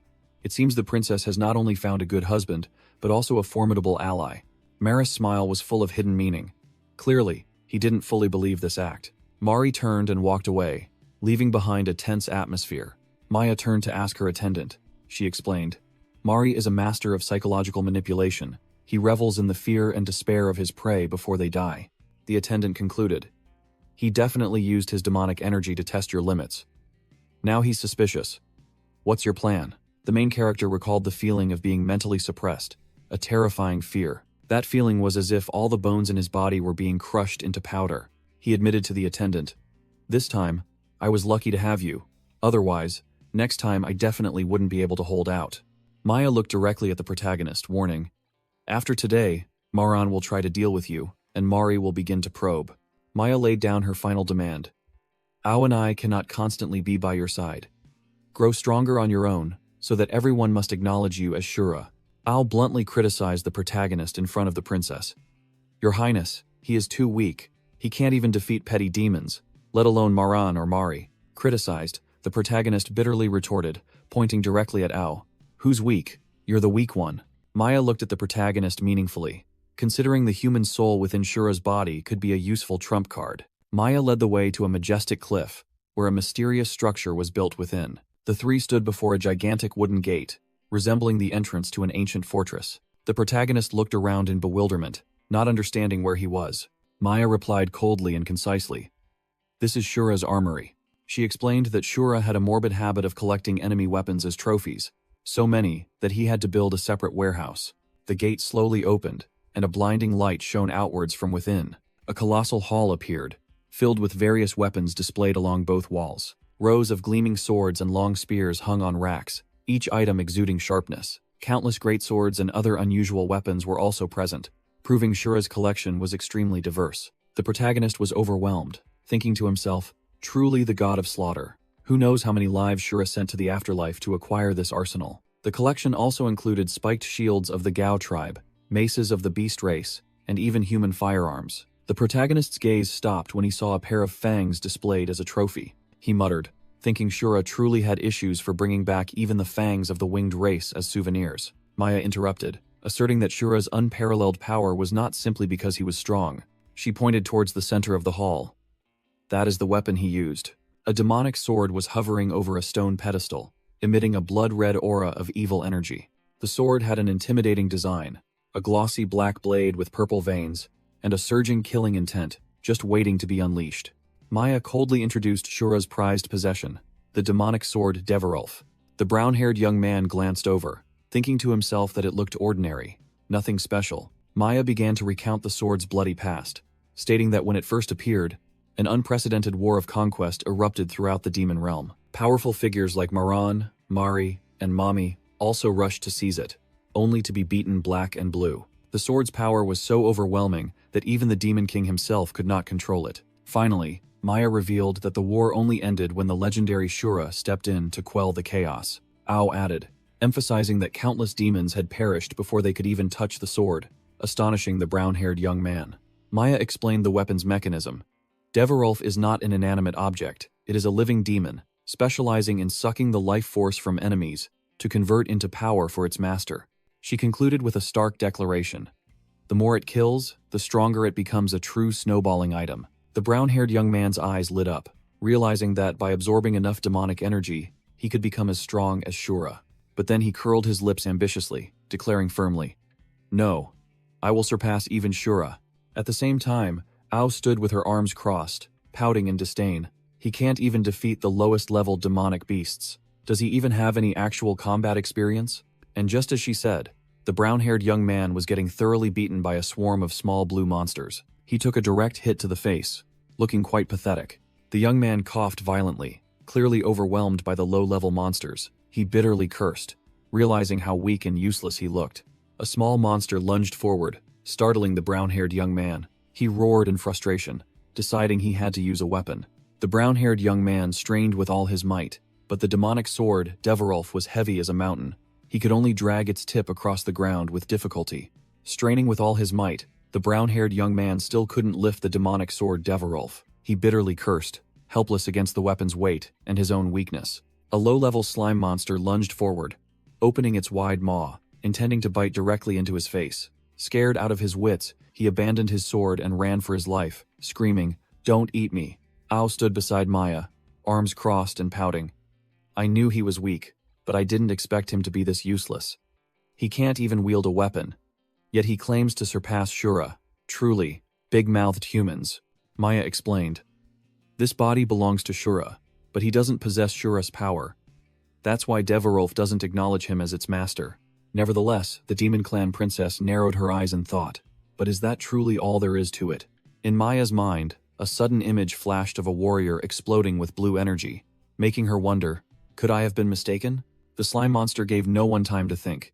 It shot forward like a bullet. The brown-haired young man reacted extremely quickly, dodging the direct attack with a swift movement. Just as he let out a sigh of relief, the monster turned back, using its elastic body to deliver a powerful whip-like strike. He couldn't dodge in time, only managing to raise his arm to block as the monster grazed past him. The slime monster turned back with sharp fangs and bloodshot eyes filled with killing intent. Slash! Its fangs grazed the brown-haired young man's chest, leaving a tear in his shirt and a streak of blood. As he clutched his chest and recoiled, he froze in place upon seeing an entire swarm of slime monsters slowly advancing. Maya narrowed her eyes, clearly having lost patience with this rookie's pathetic display. Decisively, the Demon Clan princess leapt into the air, resolving to clear the battlefield herself. Whoosh! The whip in Maya's hand lashed out in a perfect arc, sweeping directly into the swarm of monsters. The low-level slime monsters perished in droves under a single strike from the princess, without a single chance to resist. The remaining slimes cowered in fear before the demonic duo. Sprawled on the ground, the brown-haired man panted as he watched the Demon Clan princess, who had just cleared the battlefield. The demon princess coldly declared, "That's enough for today." The brown-haired man struggled to his feet, bitterly protesting. "No, it's not over yet." He tried to save face, his words still defiant. "That was just carelessness on my part. Next time, I'll definitely succeed." Maya glanced at him, reluctantly agreeing. "All right then," she warned him bluntly. "If anyone sees the bite marks of a low-level demonic beast on Shura's body, there will be big trouble." The brown-haired man looked at the tear in his shirt, silenced by the warning. He began blaming the weapon. "This sword is too heavy, incredibly difficult to wield. Is there any way to make it lighter?" Maya brutally explained the rules. A demonic sword like Deverolf only acknowledges those who can make it stronger. If it deems you worthless, it naturally won't let you use it. Painful memories flooded back. The curses of useless trash. The burden on the battlefield echoed in his mind. The scene shifts. An officer was yelling at the new recruits. "What are you standing around for? Quickly clear away the monster corpses. Don't leave any behind. We need them for research." A young soldier trembled with fear. "But the building is about to collapse. It's too dangerous to go in and clear it now." Another wondered, "If it's cleanup, why not let robots do it?" "Why us?" The officer snarled, exposing the harsh truth. "Do you even know how much robot maintenance costs? It's far more expensive than your lives." He sneered contemptuously. "To the military, your value is only that much. Don't think we're feeding you for free, and then complain about danger." Back in reality, the brown-haired man asked the demon princess in a low voice, "Do you also think I'm worthless?" Maya silently looked him straight in the eyes. She unexpectedly changed her attitude, her tone softening. "You must be tired today. Go rest." Maya showed goodwill. "Even if you can't use Deverolf, don't worry. I'll have Ao protect you." The brown-haired man yelled indignantly. "Don't mess with me. I don't need a woman to protect me." With that, he charged headfirst into the swarm of blue slime monsters, like a madman. Maya was stunned, not understanding what was happening. What in the world is he trying to do? He continued to charge, unarmed, ready to fight the monsters to the death. He clenched his fists, yelling a challenge. "Try biting me with your big mouths. Bring it on." Maya and Ao watched from afar. The princess uttered a sarcastic remark. "Without Deverolf, you don't stand a chance." Humans truly are childish and pleasure-seeking. The blue slime monsters began to counterattack, launching themselves like rubber bullets. The brown-haired man was hit directly in the side by one, losing his balance. Immediately, the entire swarm of monsters swarmed him like ants on prey, gnawing relentlessly. Maya yelled, "Quickly shake them off. You'll be devoured without a single bone left." But it was too late. His body was almost completely covered by the slime monsters. Seeing the situation was tense, Maya gripped the whip in her hand, preparing to intervene. Ao stood beside her, her eyes filled with disdain. Is he insane? He looks like he's offering himself up to be eaten, while being gnawed upon. The brown-haired man's gaze suddenly turned towards the demonic sword, stuck in the ground. Despite the monsters clinging all over him, he struggled up and lunged towards the sword. The demonic sword Deverolf stood tall, emitting a chilling dark aura. A surge of blue energy erupted as he poured all his speed, rushing towards his final target. Maya shielded her eyes, annoyed by the blinding energy surge that had just erupted. The brown-haired man gripped the demonic sword tightly. A swirling blue demonic aura enveloped his body, his demeanor completely transformed. Ao was stunned, realizing his insane plan. He used his own body as bait, to let the monsters feed Deverolf. The attendant continued with disdain. What a foolish suicidal act. While Maya merely observed in silence. The brown-haired man smirked, feeling the power flowing into his body. The sword feels lighter now. Could it be that it has acknowledged me? Maya approached, warning. That action was too dangerous. You almost became a sacrifice. He scoffed, replying confidently. But it worked, didn't it? The brown-haired man declared his life philosophy. The greater the risk, the bigger the reward. If I don't dare to bet my life, how can I become the strongest in the demon clan? The domineering declaration made Maya blush slightly, momentarily flustered. Regaining her cold composure, Maya poured cold water on his enthusiasm. Don't get ahead of yourself. Deverolf won't be satisfied with just those low-level demonic beasts. The power you gained is merely a fragment. The princess assigned a new task. In 10 days, Moran will surely make a move. From now on, you will have to face even stronger monsters. The brown-haired man raised the demonic sword, burning with fighting spirit. Bring it on. This sword is starving. Maya turned to call her attendant. Ow. Ao smiled meaningfully, replying, Yes. The brown-haired man swung his sword. A powerful blue energy shot forth. Suddenly, he froze, sensing something unusual. Lightning suddenly tore across the sky, and the brown-haired man snapped his head up, his face changing color. Before the three of them was a colossal, prison-like structure, and within its dense darkness, countless pairs of blood-red eyes stared out.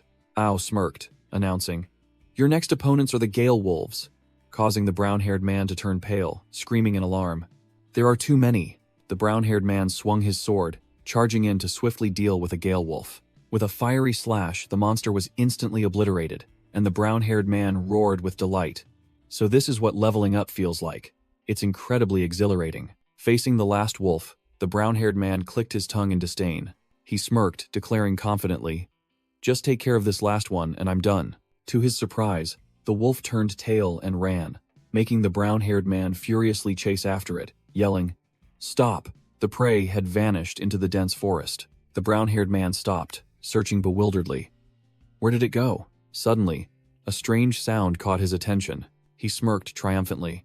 Found it, but immediately froze as he saw the wolf being torn apart by a giant red demon beast. The brown-haired man broke out in a cold sweat, realizing this was a high-level demon beast. He told himself that with his current strength, it would be difficult to defeat this one. But if he could take it down, he would absorb an immense amount of power. The brown-haired man hesitated, his hand gripping his sword hilt tightly. What should I do now? Should I give it a try? Another rustling sound came from the nearby bushes. The brown-haired man immediately spun around, his sharp gaze questioning. Who's there? From within the thicket, a pink-haired demoness with a sizzling figure stepped out. The brown-haired man was stunned, a flash of realization striking him as he recognized the newcomer.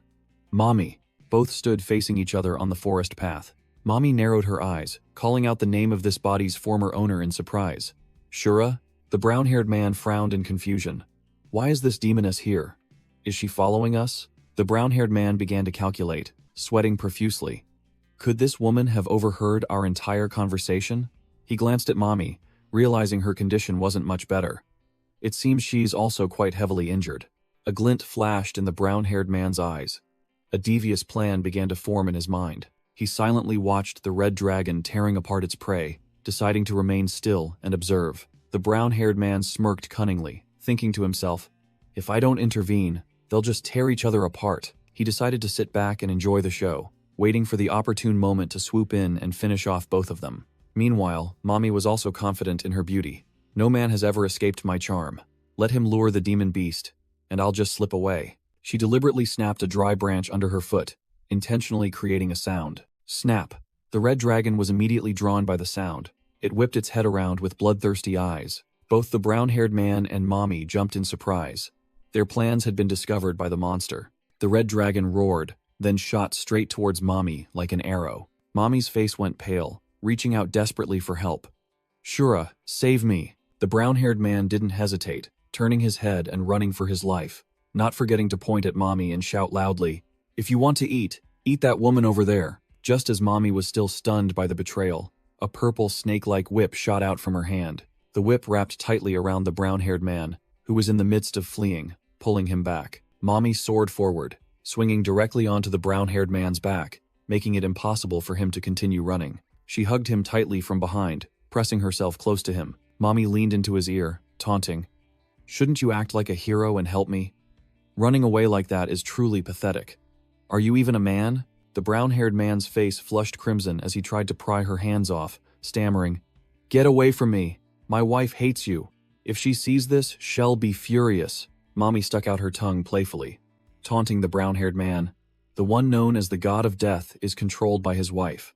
If the whole world knew about this, they'd surely laugh in your face." The brown-haired man carried Mommy on his back, running headlong into the forest for his life, and yelled, "Leave me alone." Suddenly, a giant dragon-like demon beast appeared, its mouth glowing with a fireball. The red dragon let out an earth-shattering roar and spewed forth an extremely powerful stream of fire. The stream of fire shot straight towards the two fleeing figures.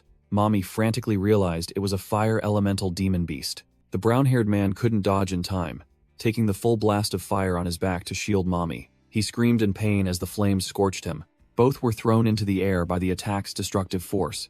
The brown-haired man's back was scorched. He groaned as he bore the full brunt of the damage. He cursed as he was sent flying, with Mommy still clinging tightly to him. The massive stream of fire engulfed both of them, creating a huge explosion in the forest.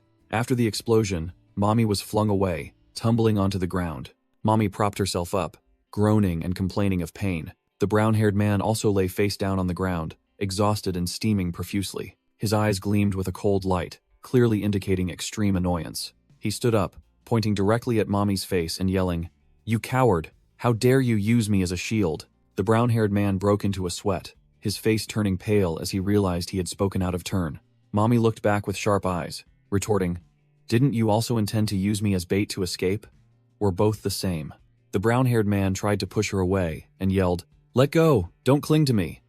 But Mommy hugged him tighter, replying, "Never." Mommy still clung tightly to the brown-haired man, determined not to let go. The brown-haired man gritted his teeth, cursing bitterly.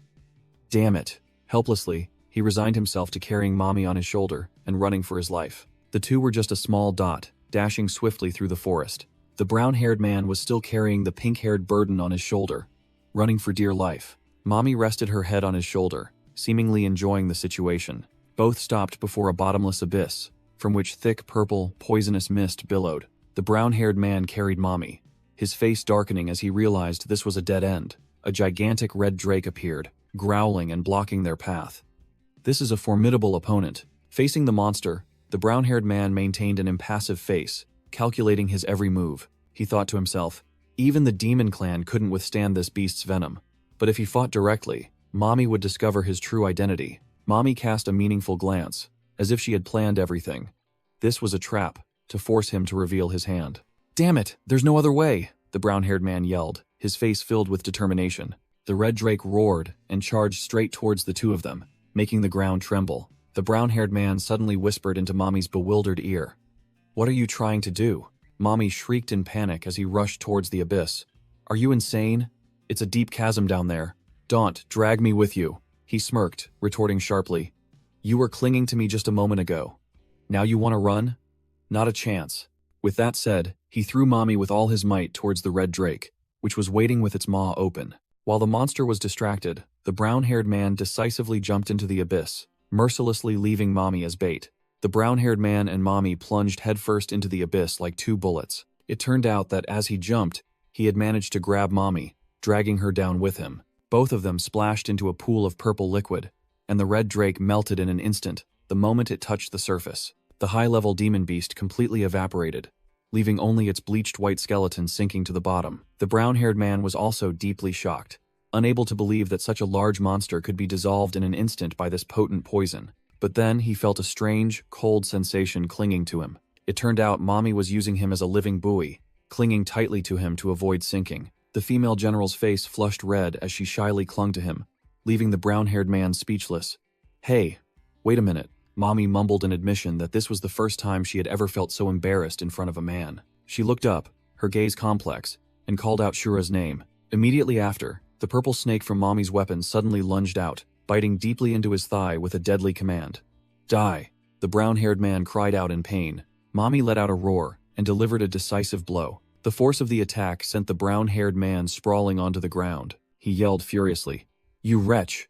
What the hell are you doing to your savior?" Mommy smirked contemptuously, retorting sarcastically, "The demon clan has no concept of gratitude, do they?" The brown-haired man was unfazed, coldly pointing out, "You had a chance to counterattack just now, but you yourself missed it."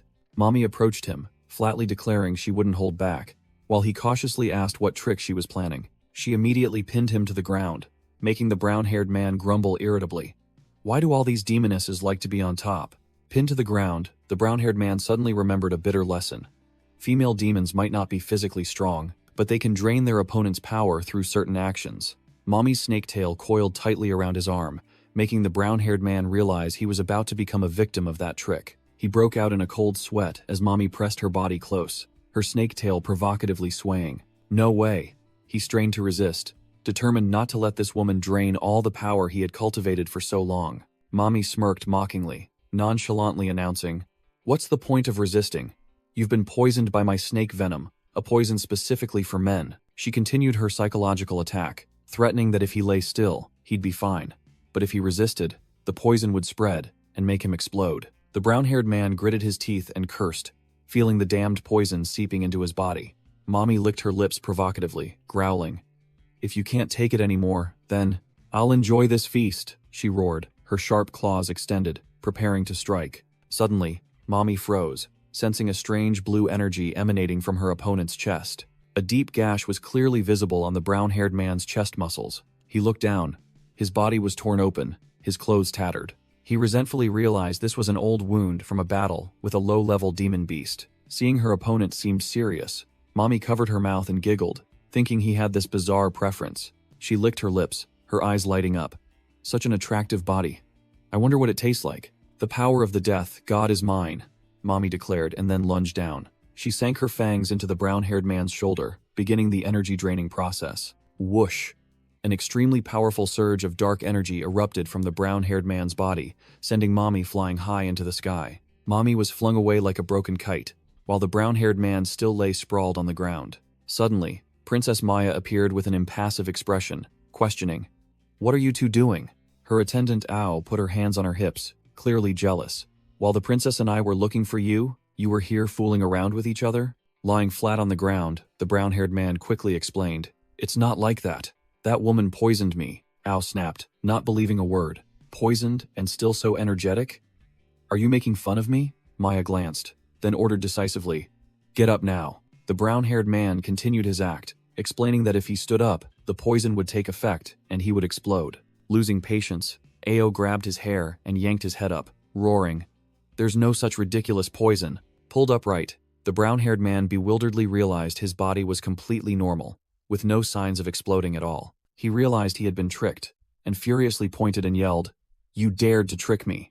Mommy appeared out of nowhere, covering her mouth and smirking mockingly. "I didn't expect the death god to be so naive." "Really?" She licked her lips, looking at him with a meaningful gaze. "You're really cute." The brown-haired man froze, his brain unable to process it fast enough. "Is this woman crazy? Just a second ago she wanted to kill me, and now she's flirting?" Mommy declared haughtily, "I'll spare you today. See you again."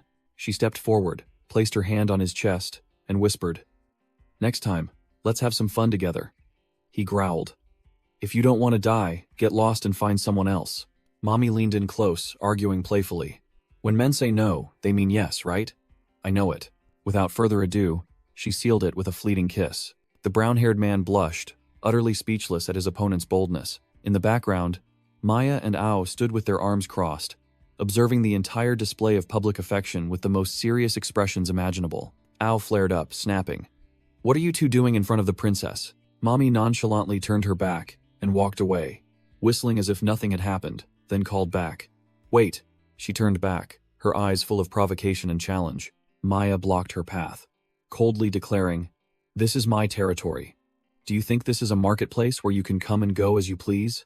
Mommy covered her mouth, chuckling mockingly, directly taunting. "Oh, I'm surprised. The princess knows how to get jealous too?" She put on a mysterious air, raised a finger. "But I didn't come here alone." Mommy placed her hand on the ground and began to cast some kind of magic. A surge of purple energy erupted from her body, looking extremely enchanting. A purple magical serpent slithered out from behind Mommy, looking both eerie and dangerous. The scene shifts to a flashback. Mari lay slumped on the ground, his entire body bruised and battered, barely breathing, as if on the verge of death. Mommy let out a satisfied sigh, her face beaming. "This feeling is truly wonderful." She asked Mari seductively, "How are you feeling now? Did my demonic energy help you feel better?" Mommy growled, her eyes sharp as blades, vowing revenge. "That bastard Moran injured you. One day I will flay him alive to repay this debt." A strange sound echoed. Mommy glanced around cautiously, and the magical serpent also hissed. She hid behind a bush, observing the situation from afar. It turned out to be Moran's wyvern, lying slumped on the ground, seemingly defeated. Moran appeared, his face filled with murderous intent, questioning Mari. "Isn't Shura not in the demon realm? Why did he suddenly return?" "Are you deceiving me?" Mari replied, his voice tense. "I just found out myself. The mandala's eye I sent out has been completely obscured." He concluded with a grim expression, realizing this situation was unfavorable. "They've probably discovered us." Hidden behind a tree, Mommy muttered suspiciously. "Mari, why are those two together?" Moran looked impatient, snapping at Mari. "What are you going to do? Are you just going to let that woman do whatever she wants?" Mari replied nonchalantly, with a superior air. "What's the rush? There's still time until the Council of Four Clans convenes." He smirked sinisterly, revealing his dark intentions. "And if all goes well, I can use this opportunity to eliminate an enemy." Moran narrowed his eyes, still not understanding his accomplice's scheme. "What do you mean?" Mari put on a mysterious air, preparing to explain his plan to Moran. Still eavesdropping from afar, Mommy showed clear annoyance seeing those two plotting something. Suddenly, she sensed murderous intent and immediately moved from her hiding spot. A surge of purple energy grazed the spot where she had just been standing, proving that the enemy had made their move. Mommy cursed under her breath, knowing full well she had been exposed. Moran and Mari simultaneously spun around. Moran roared, "Who's there?" Mari didn't say much, gathering a purple energy orb in his hand, coldly asking, "Who's there?" Whoosh! The demonic energy was shot straight towards the bush with terrifying speed. Mommy flinched as the attack narrowly grazed past her. Too fast, too dangerous. She broke out in a cold sweat, assessing her own strength. 1 against 2, there's no chance of winning. Mommy decided to make a run for it, planning her escape route. A wise woman always plans for the future. Retreat now. From the shadows, Maran and Mari ordered their subordinates. "It's there. Don't let it escape." On the ground, a small, round, green monster lay motionless. Seemingly Mari's scout had been eliminated. Moran and Mari looked down at the corpse. Moran exclaimed in surprise, "Juran?" Mommy, the pink-haired demoness, smirked, warning, "Maran isn't someone to be easily dismissed. He seems to have an ace up his sleeve. Be careful." Princess Maya, her face cold as ice, questioned, "Why are you telling us this?" Mommy licked her lips seductively, her voice as sweet as honey. "Of course, it's because." She glanced towards Maya's group and the brown-haired man, continuing, "I like." Mommy blushed, feigning shyness. "Your man." Maya was speechless, frozen by the blatant taunt. Mommy burst into delighted laughter, waving her hand. "Just kidding." She feigned regret. "We were just about to have some fun, but you all interrupted us." "How boring.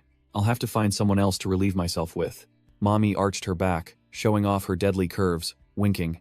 "Consider that little show a gift for you." With that said, she flew away swiftly, leaving behind a meaningful remark. "Feel free to accept it." The brown-haired attendant wondered about Mommy's intentions, but Maya had pieced things together. Who knows? But it's clear now the mandala's eye is pulling the strings behind Moran's actions, Maya muttered, calculating the new situation.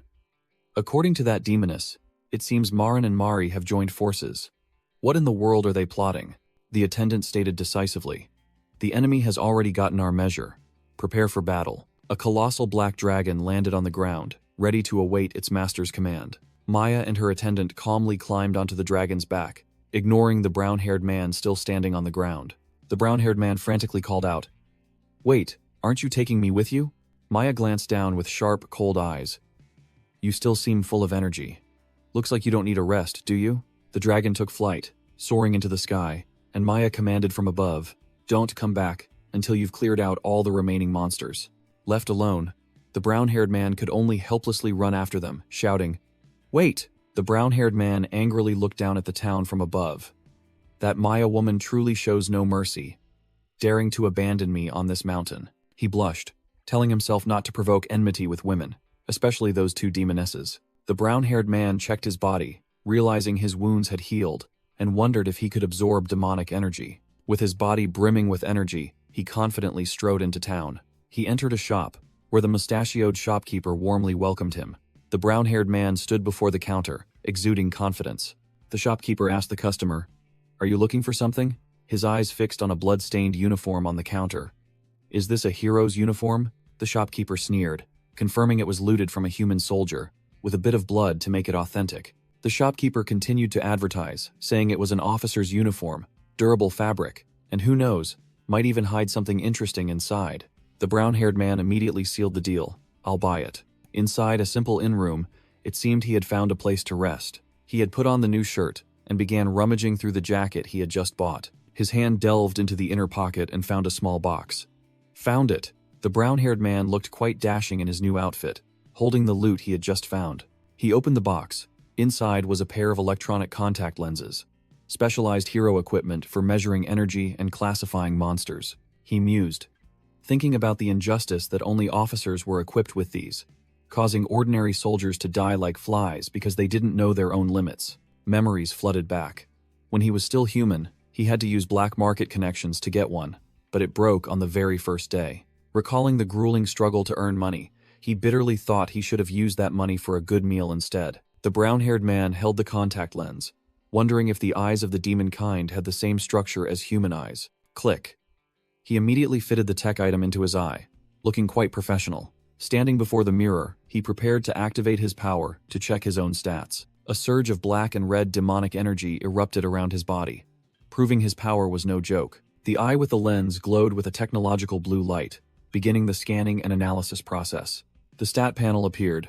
Strength 30, Agility 20, Defense 10, Recovery 40, and current rank C number. He smirked with satisfaction, never expecting this body to be so formidable. Reaching rank C right from the start, he muttered the monster classification system to himself, from F to S, where rank S and above were considered top tier. He openly gloated, thinking this body was overwhelmingly powerful. Just yesterday I struggled with that puny Jiran, and now I'm rank C. Truly a genius. But he quickly realized the problem. The Deverolf system would automatically seek out opponents of the same rank, meaning the stronger he became, the tougher the bosses he would have to hunt. He clearly defined his goal. Facing fire-breathing monsters, pure physical strength was useless. He needed genuine, potent, demonic energy. Images of attack-type heroes like lightning, fire, and ice flashed in his mind, realizing that the fighting style of the demon kind was similar to human superpowers. He then thought of creation-type powers like earth and stone, showing the diversity of abilities. The brown-haired man wondered what kind of demon kind this Shura body belonged to, and if it possessed a special psychic ability. Memories of a life-or-death battle suddenly flooded his mind. He recalled the moment a mysterious power from deep within his body erupted, instinctively creating a terrifying surge of energy in self-defense. Returning to reality, he sat cross-legged on the bed, deciding to try and recreate that sensation to grasp the demonic energy. He closed his eyes, focusing his entire mind on sensing the flow of energy within. His face grew serious, completely immersed in a meditative state to unlock the latent power of the demon kind. The brown-haired man in the demon-kind body was sleeping soundly, as if dead, on the bed, sinking deep into a dream. Memories took him back to a luxurious grand hall, where an important event was taking place. Bright red banners hung high, announcing this was the Hero Award ceremony. A scarred general stood on the podium, eloquently declaring, "Today is a memorable day. After a long and arduous battle, we have finally defeated the monsters and brought peace." The general continued to praise an outstanding individual, one who had single-handedly infiltrated the enemy camp, endured hardships, and caused the enemy to collapse from within, wiping out all the monsters. He pointed towards a young man in uniform, boldly declaring, "He is the hero of all humanity." The stage lights shone, highlighting the young hero, who was Ren Dabon. Below the stage, The crowd erupted in excited cheers. Hero, hero. Ren Daban stepped onto the stage, facing the general. The general placed a hand on his shoulder, affirming, "You and your father are the heroes of humanity, the pride of all heroes." The general solemnly pinned the most prestigious medal onto Ren Daban's chest. Ren Daban saluted in a military fashion, proudly replying, "I am deeply honored." A little boy in the crowd looked at him with eyes full of admiration, tugging at his mother's leg and exclaiming, "The hero is so cool. I want to protect everyone like him too." The boy raised his fist, eagerly demanding, "Teach me how to fight." The mother stroked her son's head, gently explaining that the monsters had been defeated by the hero, and from now on, there was no need to live in fear. Ren Daban knelt down, lightly flicked the boy's nose, and promised to teach him the essence of battle to become a man his mother would be proud of. Suddenly, Ren Daban froze, his gaze fixed in one direction as if sensing something. Shiraishi Chiyo approached with a group of beautiful girls, smiling as she said, "I knew you could do it." Ren Daban raised his glass, sincerely thanking Chiyo. "Thank you, Chiyo. Without your healing arts, I would have perished long ago." A brown-haired girl among Chiyo's friends teased, "Chiyo saved you because she likes you, you know." Ren Daban blushed slightly, a little flustered by the blunt teasing. Chiyo blushed crimson, snapping at her friend to stop talking nonsense, but was then exposed for having cried her eyes out when Ren disappeared. The other blonde girl added, turning to Ren Daban with a challenge, "If you like her too, then bottoms up." Cornered, Chiyo could only glare silently, her face still flushed. Ren Daban flashed a confident smile, raised his glass, and declared bluntly, "Chiyo, I like you too." With that said, he tilted his head back and drained the glass with great bravado. Chiyo smiled contentedly, softly replying with a sweet, "Yes." The entire hall erupted, everyone cheering for the new couple, repeatedly shouting, "Drink, drink." Ren Daban was swept into a whirlwind of toasts, one glass after another brought to his lips. Suddenly, Ren Daban's belt burst open because his stomach was too distended. He grimaced, waving his hand in refusal. "I can't drink anymore. I can't take it." A group of jealous officers approached, forcing drinks on him. A man has to drink. Just became a hero and already so conceited? The blonde girl from before also chimed in with a provocative tone. "If you don't drink, Chiyo will be mine." While Chiyo could only beg them to stop. Ren Daban's stomach swelled abnormally as if about to explode, and he screamed in pain. Ren Daban collapsed, sweat pouring out, realizing something was wrong, and told himself, "Don't be fooled." The illusion shattered, the crowd vanished, replaced by Kanda's three black-clad subordinates approaching, and a voice rang out, "He is no hero." Kanda Yu revealed himself with a malicious sneer, his eyes bloodshot, declaring, "He is a traitor." Ren Daban's eyes widened with fury, rage flaring within him as he recognized the one who had stabbed him in the back, and he gritted his teeth, uttering Kanda's name.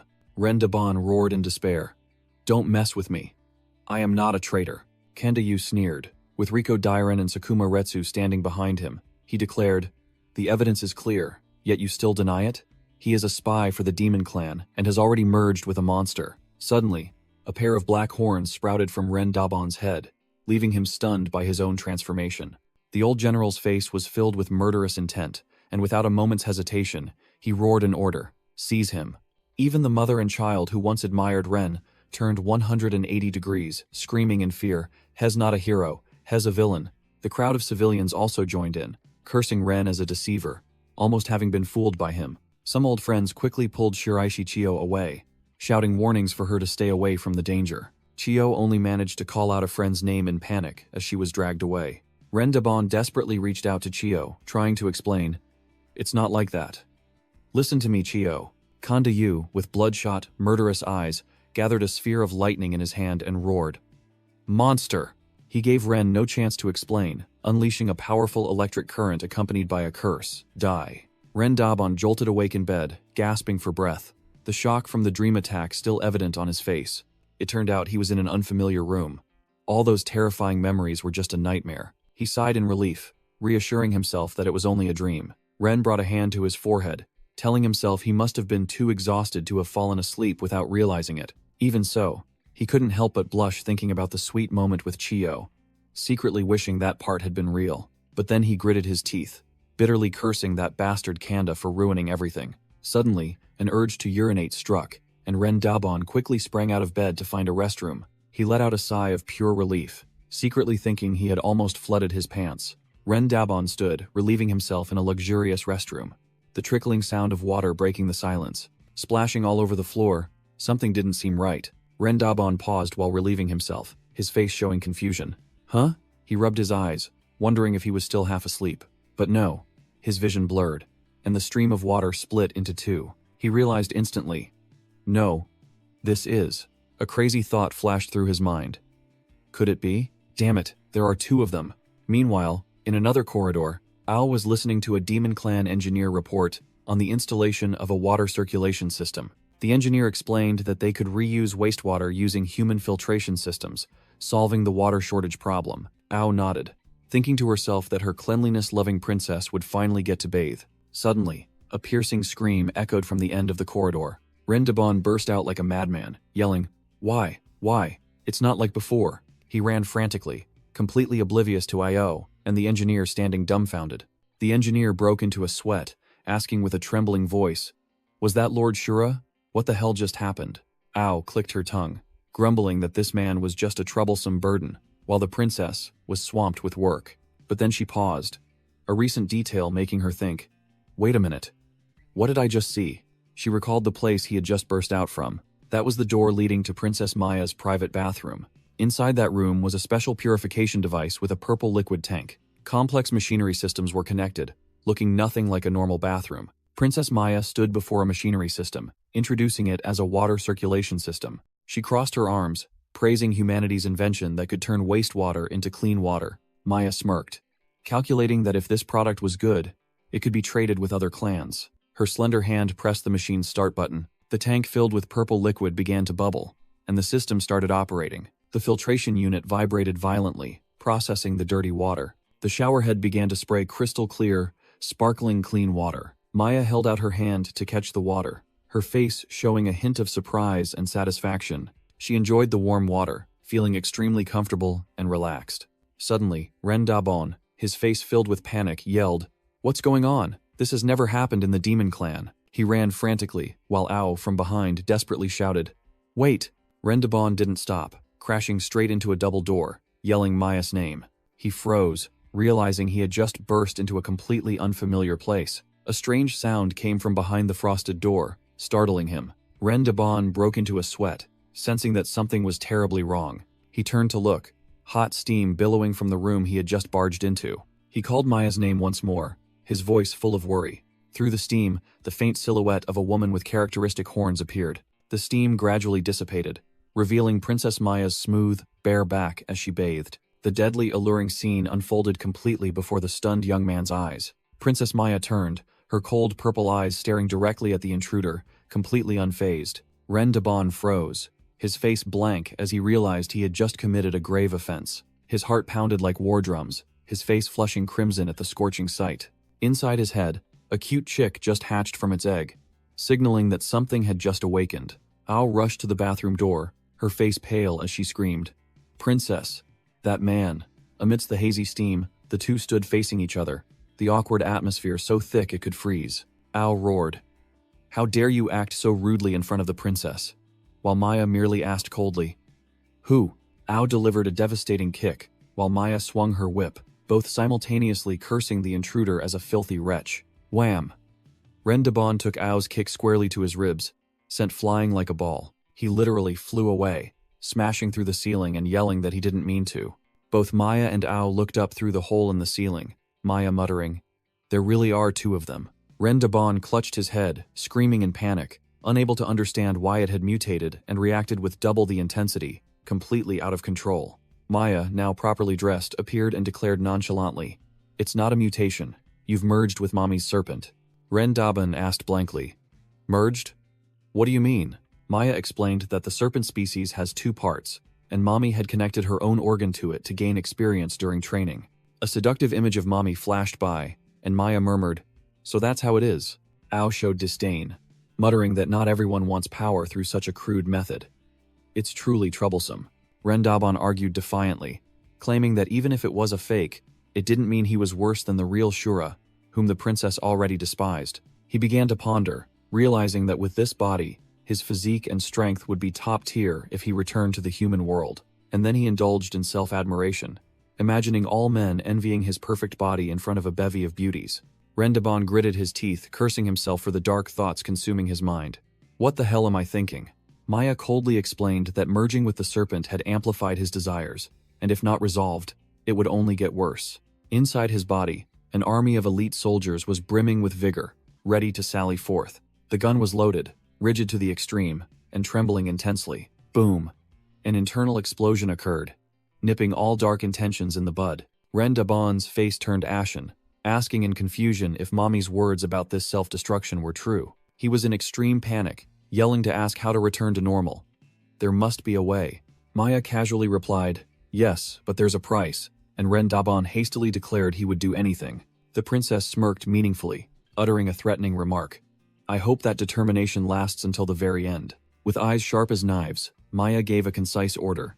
Ow, hold him. Quick as lightning, Ow closed in from behind, locking Ren Daban's arms tightly before he could react. Maya pulled out a razor-sharp dagger, radiating intense killing intent, preparing for an on-the-spot surgery. Ren Daban turned green, yelling hesitantly, wait, why so drastic? The princess explained this was the simplest way to prevent him from losing control, as if about to neuter a pet. Ao held him tighter, whispering into his ear that, as a man, he should be able to endure a little pain. Ren Daban screamed in extreme agony. This was pain no man could bear. He'd rather die. He was utterly terrified, fearing that if anything happened, his little brother would also be gone. Maya nonchalantly announced that this was the first case in history, so there was no guarantee of success. Ren Daban froze, screaming a desperate and horrified, what? He was utterly helpless, pinned by Ao, while his masculine future lay entirely in the princess's hands. Ao held Ren Daban tightly, reporting to the princess that she was ready, and received the cold command. Proceed. Ren Daban wailed in despair. Stop. I haven't even used it once. Just kill me instead. The princess's razor-sharp blade glinted with a deadly light, poised to end his masculine life. The poor man could only scream, stop, in utter helplessness. Just as the knife was about to descend, the princess suddenly paused, an idea striking her. Wait, perhaps there's someone who can resolve this. Ren Daban was released, collapsing to the ground, his limbs trembling from his narrow escape from death. He panted, his face pale, but inwardly cheered. Ha! I'm alive!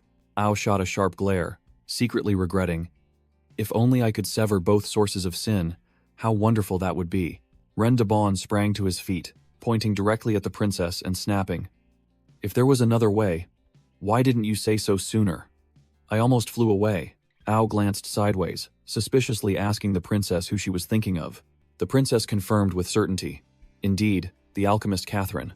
The princess explained that Catherine was Mommy's sworn enemy, and in the past had conducted countless experiments to counteract her. Those experiments looked extremely perverse and brutal, proving that Catherine might have a solution for Ren Daban's condition. Ren Daban broke out in a cold sweat, wondering why all the Demon Clan women were such eccentrics. But he quickly accepted his fate, as having a choice was better than none. Alright, no other option could be worse. He turned and asked the princess directly, where is she? The princess replied that Catherine was not far from the central area. Maya decisively changed the plan. We will have to adjust our schedule. She ordered Ao. Ao. Prepare immediately tonight. Tomorrow we will set off for the Four Clans Conference. A formidable escort and griffin mounts were ready to depart through the treacherous mountains. The demon knights in gleaming white and gold armor escorted the convoy, alongside the griffin mounts. From a distance, someone was observing the princess's entire convoy through binoculars. It turned out to be Mari and Maran. Maran confirmed. As expected, they departed earlier. Mari looked thoughtful, saying that Mommy would never reveal crucial information to everyone, not even to him. He narrowed his eyes suspiciously. So where did this information come from? A female voice echoed from behind, revealing shocking news. My child has merged with Shura. The traitor is Mommy. Mari explained the logic. Therefore, Mommy would naturally seek Catherine's help. Mommy sneered, regretting that Maya wouldn't get to enjoy those two for long. What a waste. Maran questioned Mommy, who supposedly hated men, why she was cooperating. Mommy replied curtly, women should help each other. She laid her cards on the table with a scornful smile. Those words are only for humans. For the Demon Clan, self-interest comes first. In a 2-on-1 situation, it's obvious which side to choose. Isn't it? Maran burst out laughing, delighted by her cruelty. Truly the poisonous flower of the Demon Clan. You are truly cruel. He promised Mommy, I owe you this time. When I become the Demon King, I will certainly not let you suffer any loss. Finishing his words, Maran swung his greatsword, ordering a full assault. Now, attack. He roared, rallying his subordinates behind him. Charge! Moran looked down at the convoy, shouting provocatively, Shura, do you think I'll flinch before these petty threats? Without another word, he plunged straight down from above, shouting loudly, Die! Boom! A dazzling explosion engulfed a carriage in the escort convoy. A griffin mount neighed a panicked, desperate cry. The escort formation shattered. The knights were flung away like leaves in a storm. Ao shouted loudly, ordering the remaining troops, Protect the princess! As Moran's subordinates swarmed in, and the battle officially began. Amidst the chaotic battlefield, one of Moran's soldiers swung his sword, cutting down an escort knight.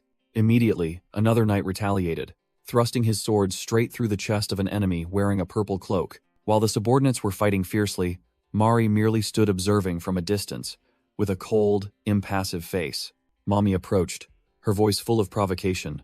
Aren't we cooperating? Why aren't you joining in? Mari sneered contemptuously, asking in return, Do you think I'm as foolish as that guy, not knowing him being used? Mommy feigned innocence, putting a finger to her lips.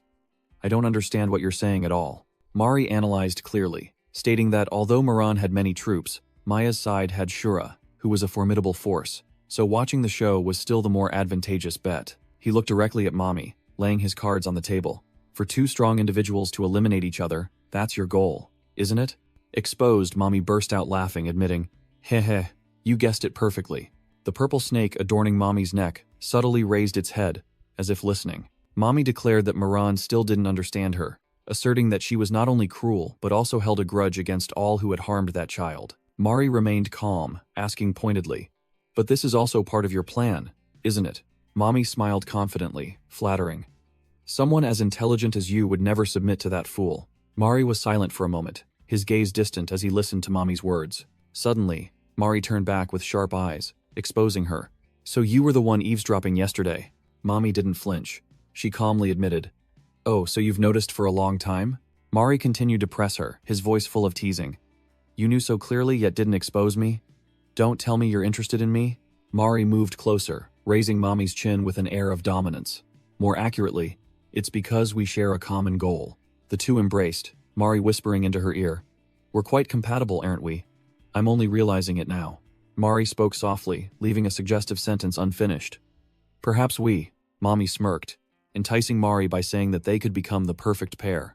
As soon as she finished speaking, Mommy revealed her true intentions, unleashing a magical snake to attack Mari, but he calmly caught it with one bare hand. The magical snake exploded, creating a dazzling purple energy blast that flung both of them far away. Mommy lunged like a hunting leopard, but Mari merely stood there, sneering.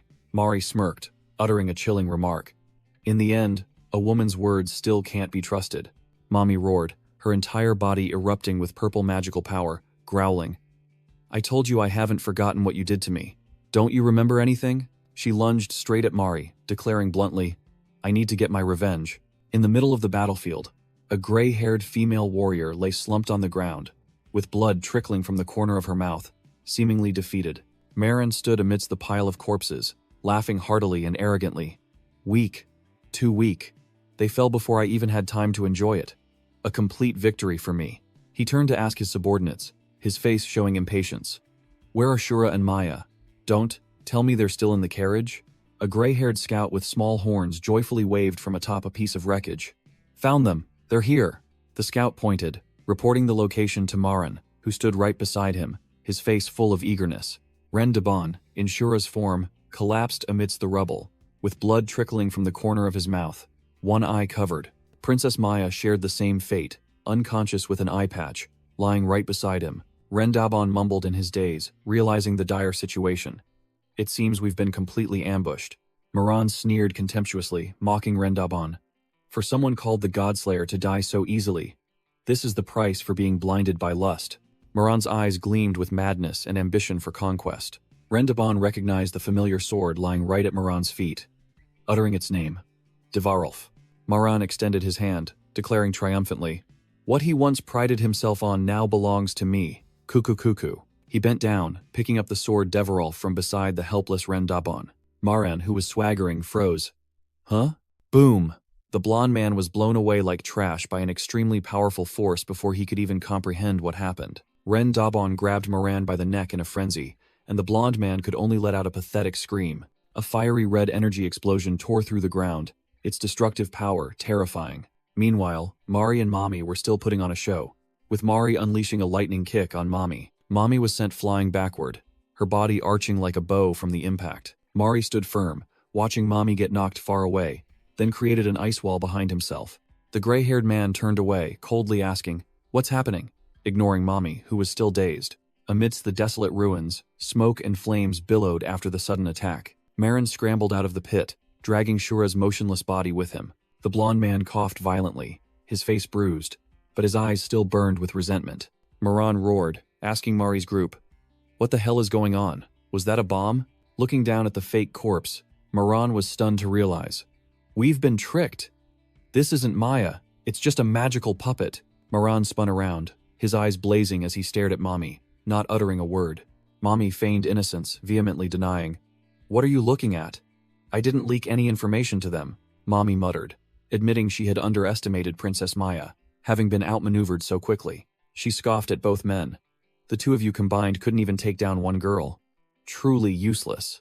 Mommy turned to Mari, uttering bitter words. "I shouldn't have helped you. What a waste of a good opportunity."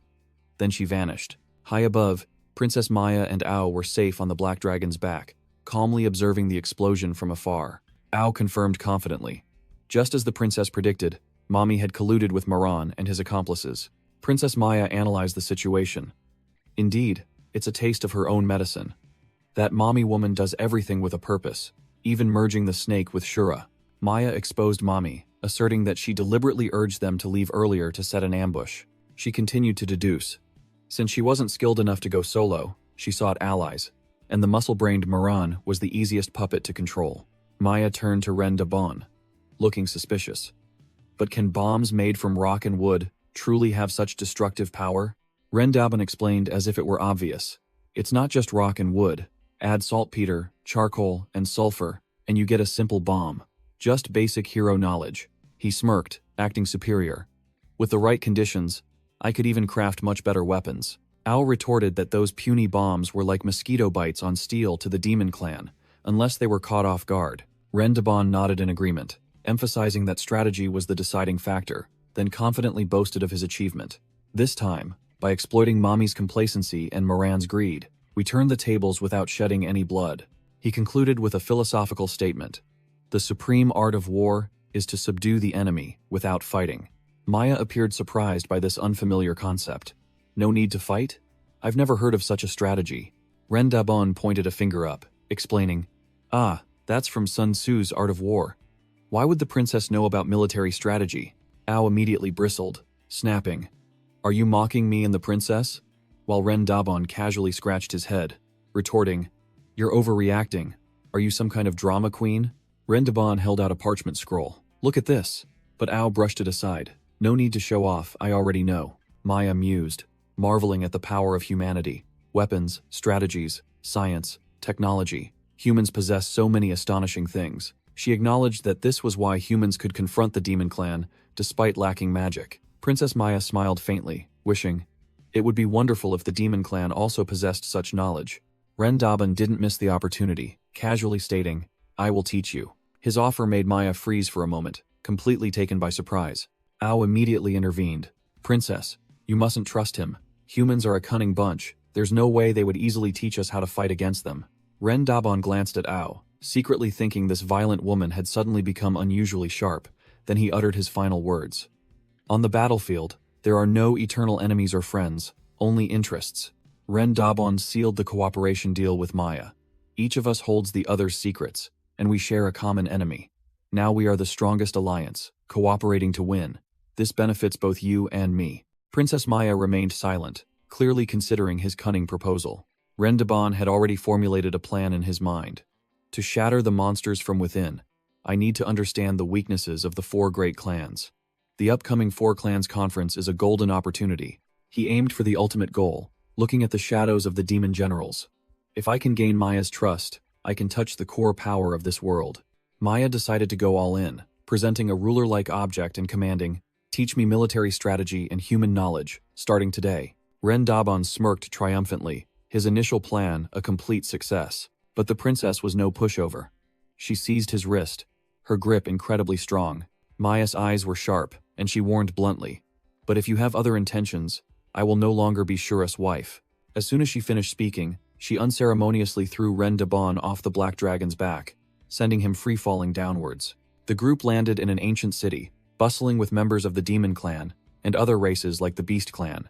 Ren Daban explained to Maya and Ao that this was a public area, where the territories of the four great clans intersected. He added that all inter-clan transactions took place here, making the laws and order very complex. Winged clan members with powerful bat wings stood guard on the streets.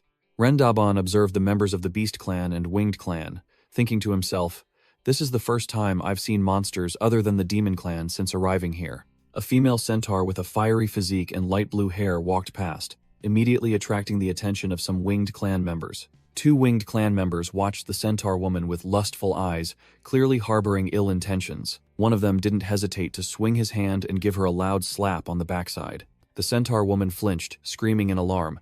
"Ah, what are you doing?" The Winged Clan member chuckled, uttering a lewd taunt. "Don't pretend to be innocent," he continued to sneer. "With your backside sticking up like that, aren't you inviting me?"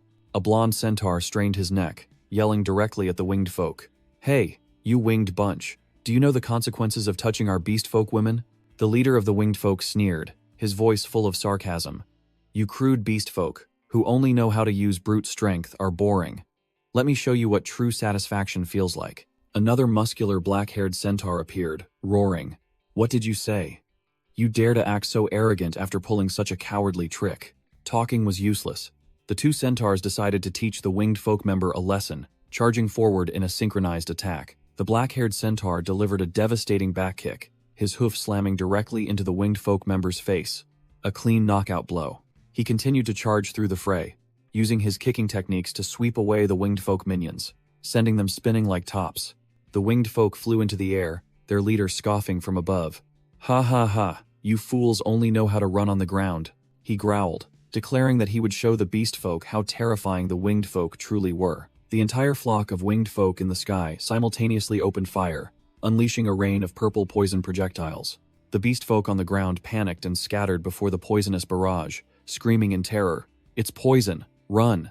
The blonde centaur, enraged, grabbed a yellow melon from a roadside stall and roared, "Coward! I'll bring you down." He wound up, channeling all his strength into the throw, his muscles bulging. Whoosh! The melon was hurled with terrifying speed, tearing through the air like a cannonball. Thwack! A direct hit to the face. The winged folk leader took the melon full in the mouth, with no time to dodge. The winged folk member plunged headfirst into the ground, knocked out cold on the spot, while the blonde centaur watched with satisfaction. Humiliated, the winged folk member scrambled to his feet, howling bitterly. "You four-legged beast, I'll kill you!" A chaotic battle erupted. The beast folk and winged folk charged at each other, vegetables and fruits flying everywhere like a hellish food fight, while the blonde centaur was grabbing the winged folk member by the neck. In the distance, Ren Daban, Maya, and Ao merely watched. Ren Daban wondered why no one intervened, to which Maya coldly replied, "Did you not hear what this princess said?" Ao continued with an emotionless expression. "Here, race doesn't matter. No one will intervene, and no one will protect you." Maya explained concisely. Catherine chose this place because it's her ideal location. Ao stood beside them, silent as a shadow, not uttering a single word. Ren Daban looked at their serious expressions, wondering, what's with those faces? Is Catherine really that terrifying? Maya glanced at him, her voice warning. The words terrifying aren't enough to describe her. You'll find out soon enough. Ren Daban began to feel a premonition, his face visibly changing color. The three arrived before a building with a sign that read, Catherine's Clinic. The heavy door creaked open, revealing a dark, gloomy space within. Ren Daban gulped, his intuition telling him something bad was about to happen. From the darkness, a small white robot with a medical symbol on its head rolled out. The robot stopped, its glowing blue eyes looking directly at the group. The shadows of the three powerful guests stretched long, enveloping the small robot. The robot introduced itself in an electronic voice. Welcome. I am Toto, the AI medical assistant. How may I help you? Ren Daban was dumbfounded, not expecting such technology in the demon realm. An AI assistant? Maya explained nonchalantly. Catherine is extremely interested in human science and technology. She saw this thing and just snatched it to be her assistant. Ao stepped forward, ordering the robot. Princess Maya-sama needs to see Catherine. Robot Toto received the information. Understood. Please follow this way. The AI robot led the three through a vast corridor that resembled an ancient library. They passed towering shelves, filled with experiment vials containing liquids of various colors. Toto stopped before a large, intricately carved door with an office sign. The robot turned back and announced, "The master is currently busy. Please wait here." While waiting, Ren Dabon, Maya, and Ao stood before Catherine's office with the robot Toto. Ren Dabon glanced at the stack of books nearby, all formidable works on human science. Specialized books like biology, pharmacology, and even thigh anatomy were neatly arranged. Ren Dabon muttered, realizing there were also acupuncture point charts and human anatomy models here. He secretly thought that this Demon Clan anatomy model was made with such terrifying detail, indistinguishable from a real person, proving Catherine's frightening understanding of human anatomy. Ren Dabon fell silent, turning to look through the office's glass window. Through the glass, he saw a white-haired woman wearing glasses, looking like a scientist, working in the laboratory. The white-haired woman, with a cold expression, held a test tube, appearing like a true expert. She was pouring a strange blue liquid into a beaker, looking extremely focused. Ren Dabon turned to Maya, wondering, "Is that Catherine? She doesn't look as terrifying as you said." Maya merely smirked. "Go ahead and think that. You'll have a surprise coming." The robot Toto unexpectedly spoke up, warning Ren Dabon. "The master does not like to be disturbed while working.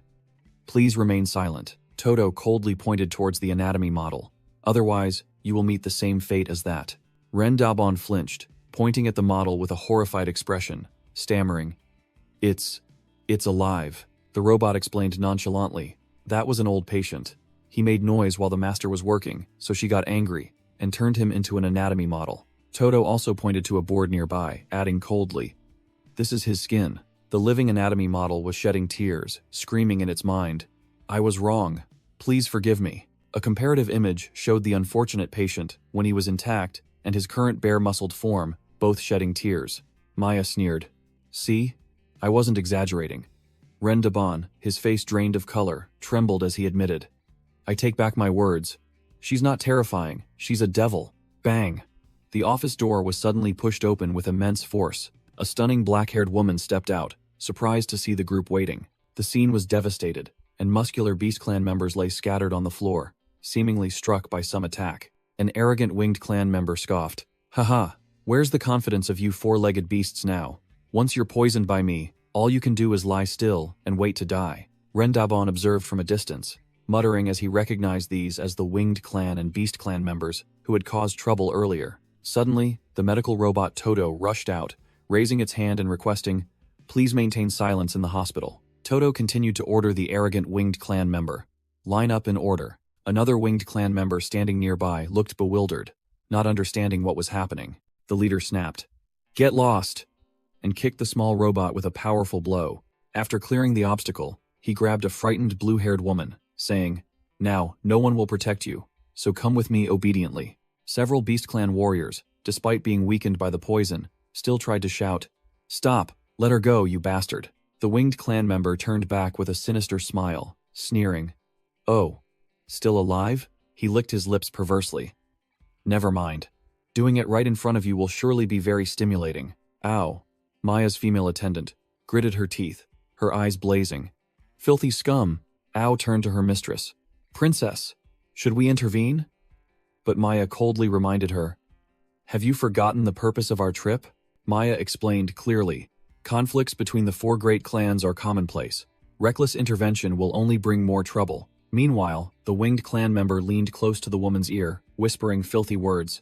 "Be good, show me your famous services, and if you please me, I might just spare you." Swish!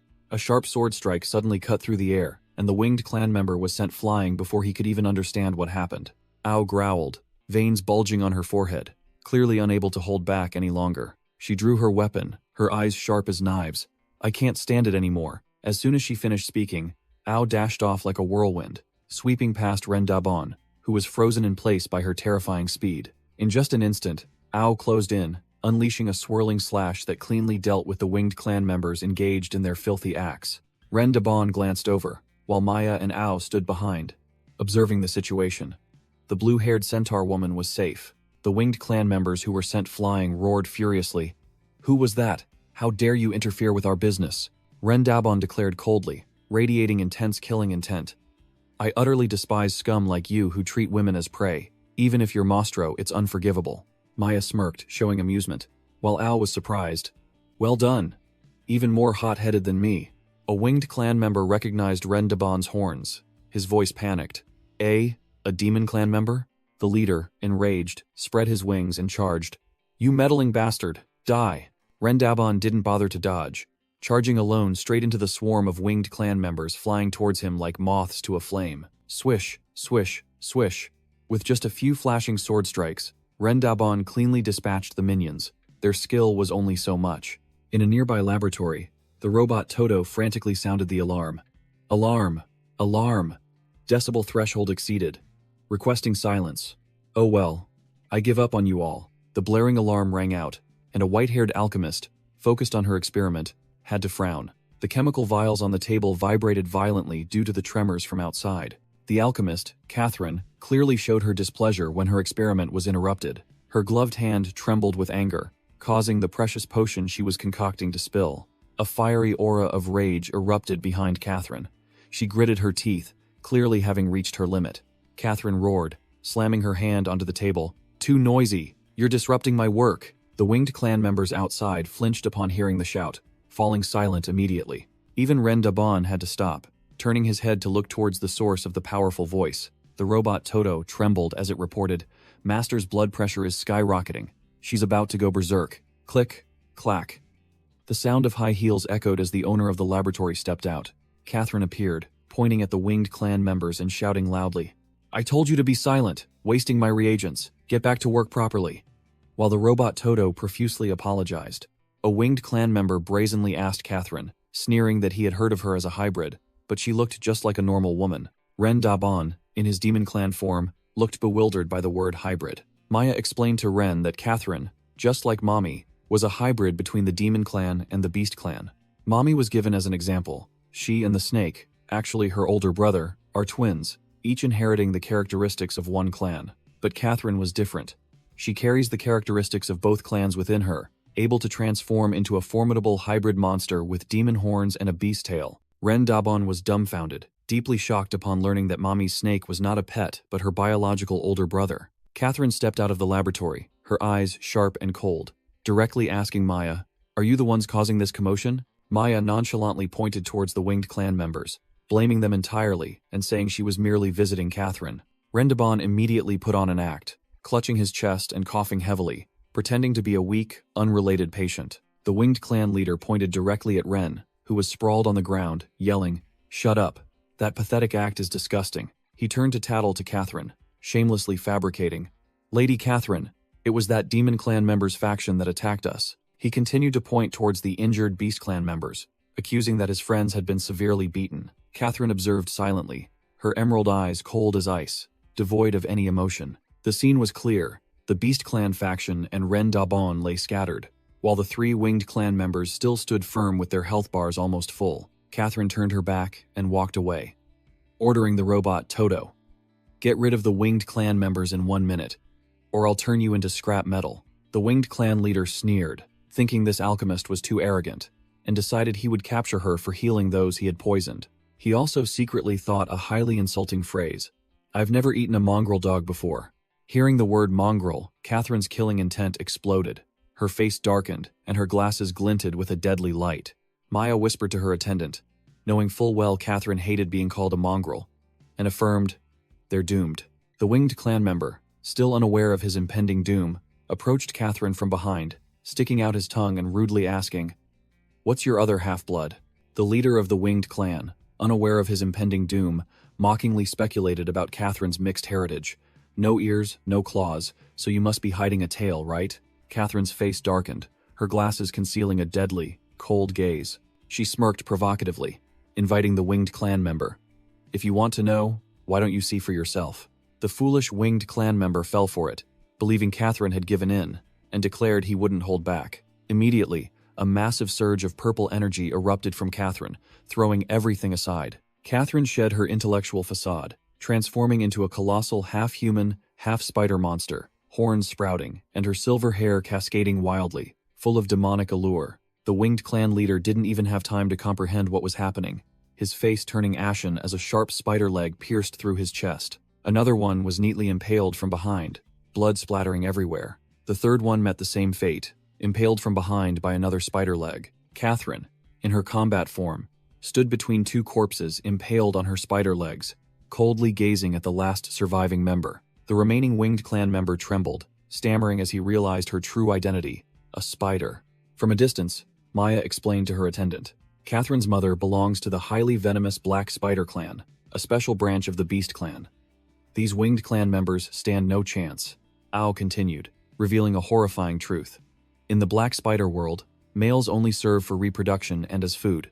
Catherine's father was devoured by her mother right after she was born. Just hearing Catherine's name was enough to make the Demon Clan men tremble, let alone provoke her anger. Catherine retracted her monstrous form, returning to her original appearance as if nothing had happened, the phantom of the colossal spider fading behind her. The two impaled winged clan members dropped heavily to the floor, officially meeting their end. Catherine adjusted her glasses, ordering the robot Toto with a disgusted expression. "It's too filthy. Clean it up thoroughly." The small medical robot obediently complied, rolling towards the last gasping winged clan member. Suddenly, the robot switched to combat mode, its eyes turning fiery red.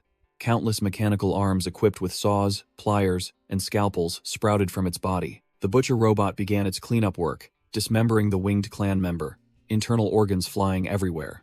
The internal organs of the recently butchered winged clan members were submerged in jars of greenish solution, their hearts still faintly beating. The robot, Toto reported, "Task complete."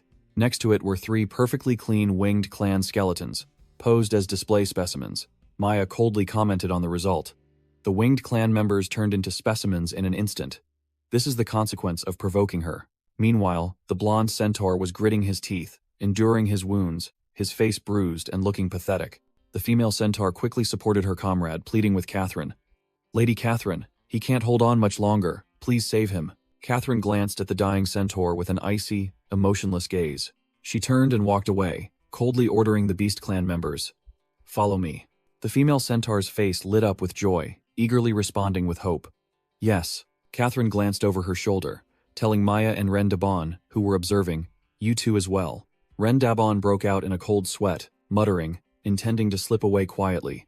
"On second thought, I'm not in a hurry, and it's not my business anyway, so I'll just leave."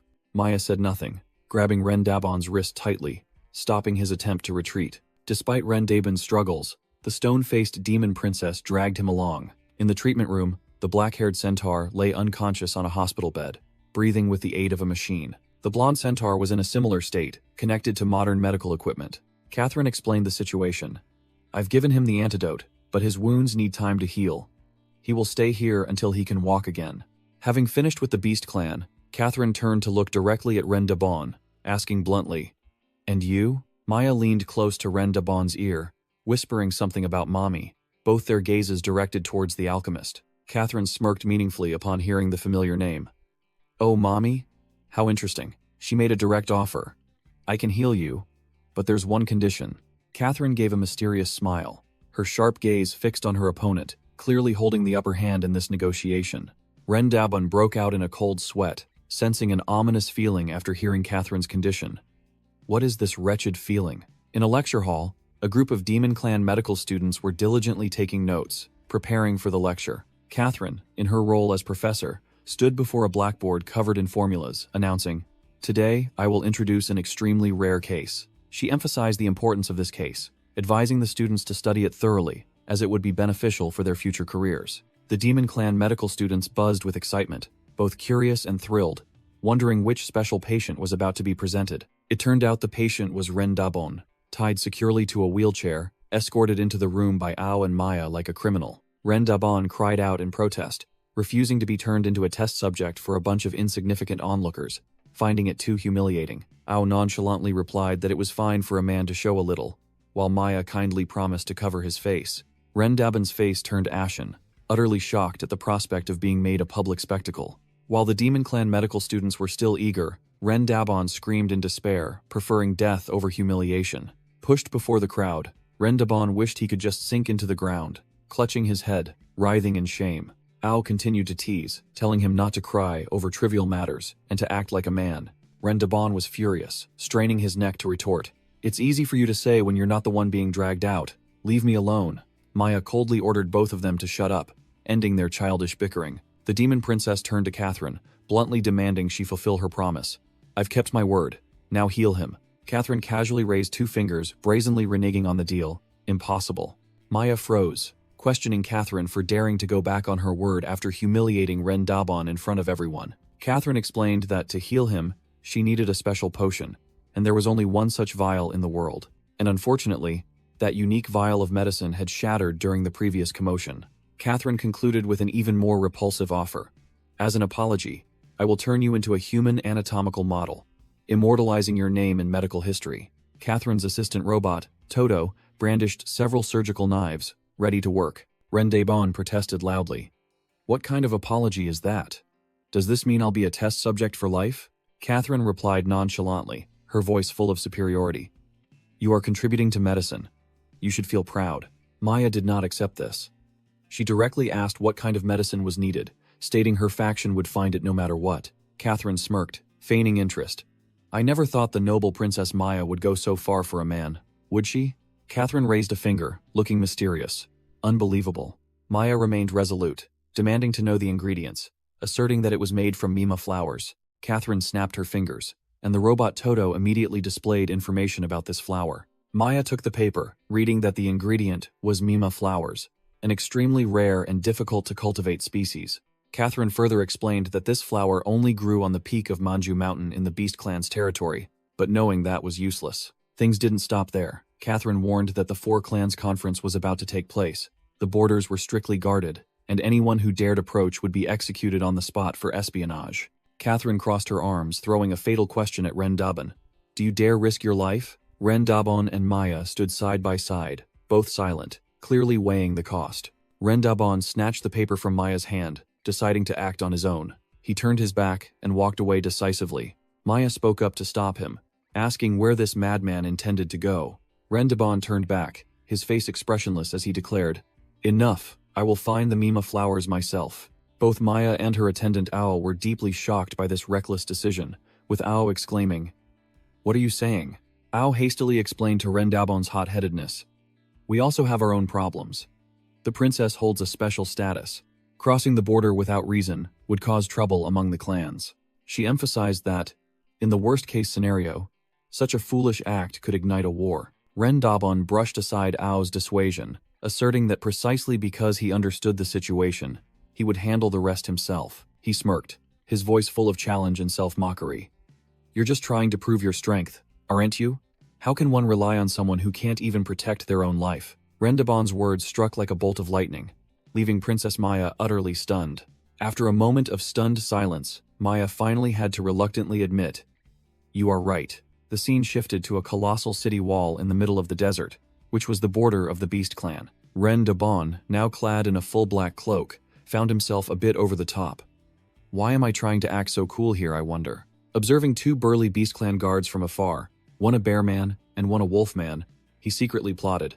But how the hell do I sneak past them now? He gritted his teeth, resolving to take a risk, as there was no turning back. If I don't get the flower, I'll die anyway. I have to do it. Rendabon pulled his hood tightly over his face, concealing his horns, and resolutely advanced straight towards the city gate. The Wolfman guard immediately blocked his path, growling an order at the stranger. Remove your disguise. Surprisingly, the Wolfman guard lowered his weapon and allowed him to enter. Go on in. Rendabon broke out in a cold sweat, unable to believe that the cheap beast ears he bought could fool these guards. As he walked, he secretly prayed that this clumsy act wouldn't be exposed. The Wolfman guard's gaze suddenly darted towards a passing blonde youth, specifically noticing his wiggling leopard tail. The guard suddenly reached out and snatched the suspiciously wagging tail. The blonde youth's face turned pale, and he broke into a cold sweat when discovered. The Wolfman guard narrowed his eyes, his face full of suspicion, as he sensed something was amiss. Snap! He gave a strong tug, and the fake leopard tail tore off the blonde youth's pants. The guard froze, holding the fake tail in his hand, while its owner could only stand still, enduring the utmost humiliation. The Wolfman guard ripped off the fake leopard tail, causing the blonde youth to flee in panic. His demon clan horns were revealed, and the blonde man yelled, What? Out of battery? What a piece of junk! The Wolfman guard bared his fangs, roaring with murderous intent. "A demon clansman! Seize him!" The blonde demon clansman hastily fabricated a story. "My wife is from the Beast Clan. I just want to visit her family. Please let me pass." The guard growled, flatly refusing. "Shut up. Rules are rules. I won't let you go anywhere." The demon clansman suddenly froze, sensing something amiss from behind him. He turned his head and saw a colossal dark shadow engulfing him. The bearman guard had appeared out of nowhere, raising a fist as large as a boulder, causing the demon clansman to scream in terror. Wham! A devastating punch landed squarely on his face, sending the demon clansman's nosebleed splattering. The poor demon clansman plunged headfirst into the ground, lying motionless after a single blow. Observing from a distance, Rendabon couldn't help but be astonished. Terrifying strength, taking down an adult demon clansman with just one blow. Rendabon pulled down his cloak's hood, his expression becoming extremely serious. His eyes flashed with blue light, activating his target analysis ability. A system interface appeared, scanning the full stats of the two Beast Clan guards. The stat panel clearly showed. The Bear Man had 1000 strength, the Wolf Man had 1000 agility, and both were B rank. Rendabon broke into a cold sweat, muttering, "Truly the #1 combat race of the Mostro. Even gate guards are this strong?" He pulled his hood back up, deciding to slip away while they were still busy. "Before they notice me," Rendabon quietly walked past behind the Wolfman guard, trying not to make any sound. Just as he was about to slip through, a cold voice echoed from behind him. "Wait." Rendabon froze, his heart pounding. The Wolfman guard blocked Rendabon, his eyes full of murderous intent. "Where do you think you're going?" Caught by the scruff of his neck, Rendabon quickly tried to wriggle out, feigning a stomachache. "I have a terrible stomachache. I need to use the restroom." But the guard growled. "No way." The Wolfman guard pressed his nose close to Rendabon, sniffing deeply. He bared his fangs, questioning him directly. "Why do you reek of the Demon Clan?" This made Rendabon break out in a cold sweat. Rendabon forced a smile, fabricating a convincing story. "Ah, just now, a demoness clung to me, inviting me for a drink. The smell must have rubbed off. Haha." The guard narrowed his eyes, clearly not believing a single word. He pointed directly at Rendabon's face, ordering decisively, "Take off your cloak." Rendabon fell silent, cold sweat beginning to stream down his temples. The Wolfman sneered, pressing his face even closer. "Are you refusing because you have something to hide?" The Bearman guard silently approached, the pressure intensifying manifold. Rendabon gritted his teeth, knowing he couldn't slip away unnoticed anymore.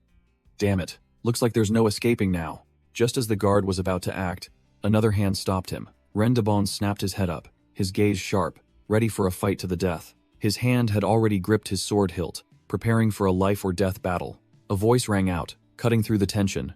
"Wait." A group of centaurs appeared from a distance, led by an incredibly alluring white-haired female centaur. Rendabon froze, immediately recognizing the woman.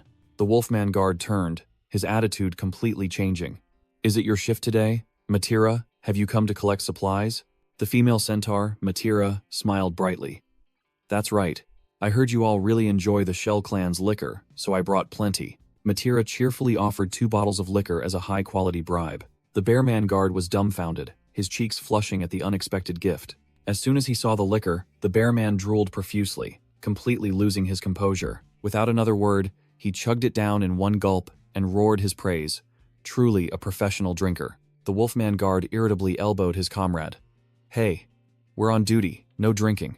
But as soon as he caught a whiff of the liquor, the Wolfman himself gulped, his cheeks turning crimson. The Wolfman tried to maintain a professional demeanor, thanking Matira for her trouble in acquiring supplies for the 4 clans conference.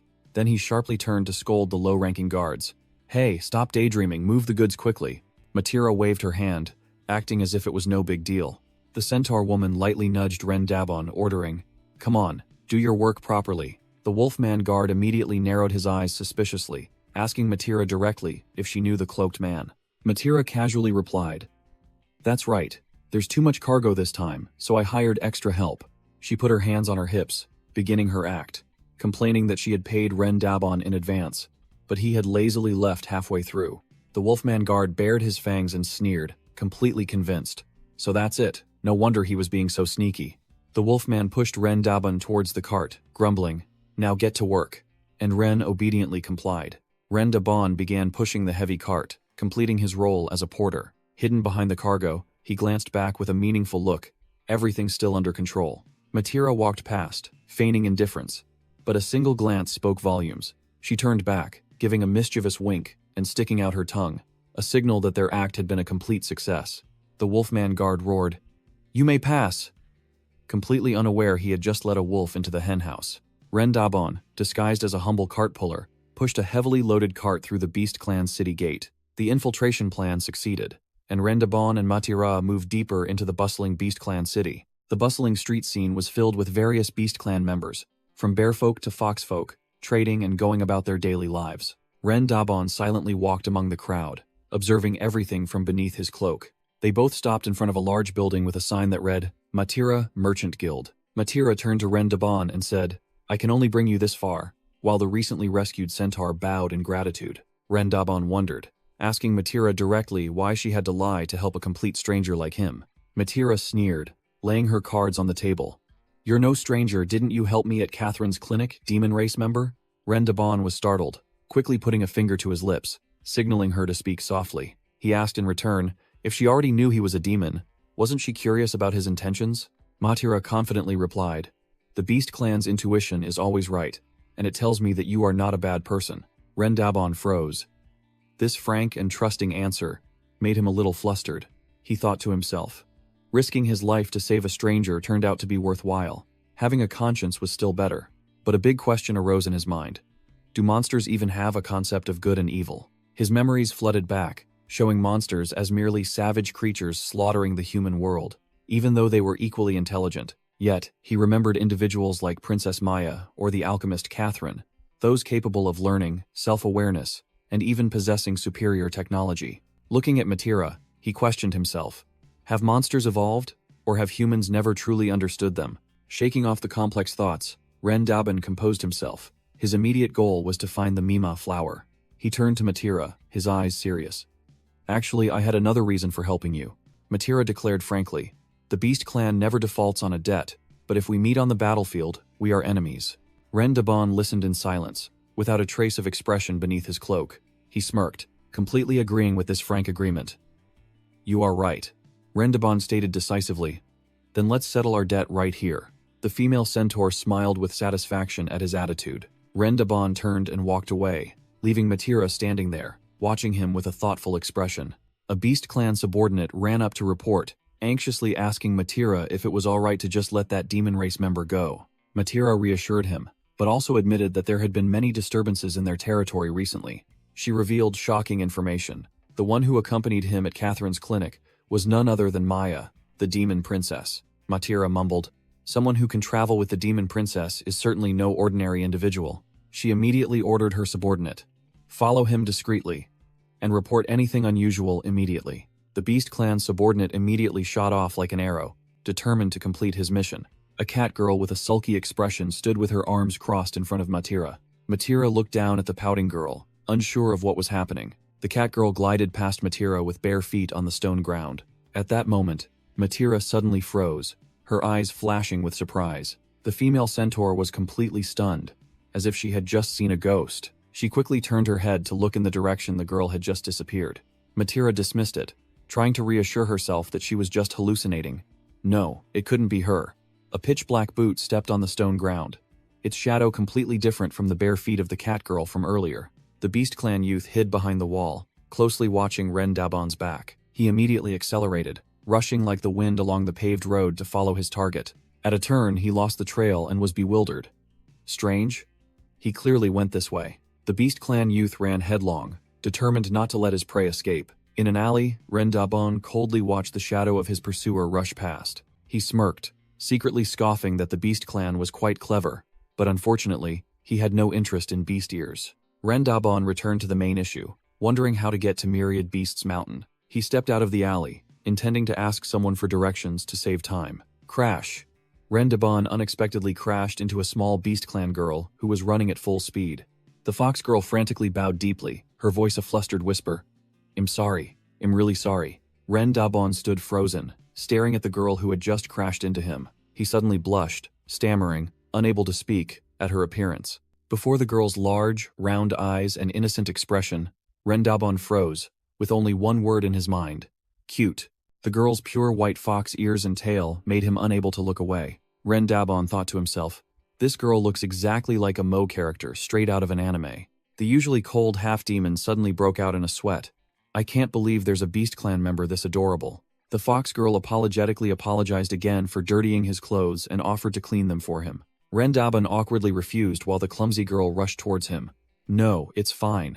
The fox girl tripped and face-planted onto the ground, startling Rendaban. Hey, watch out.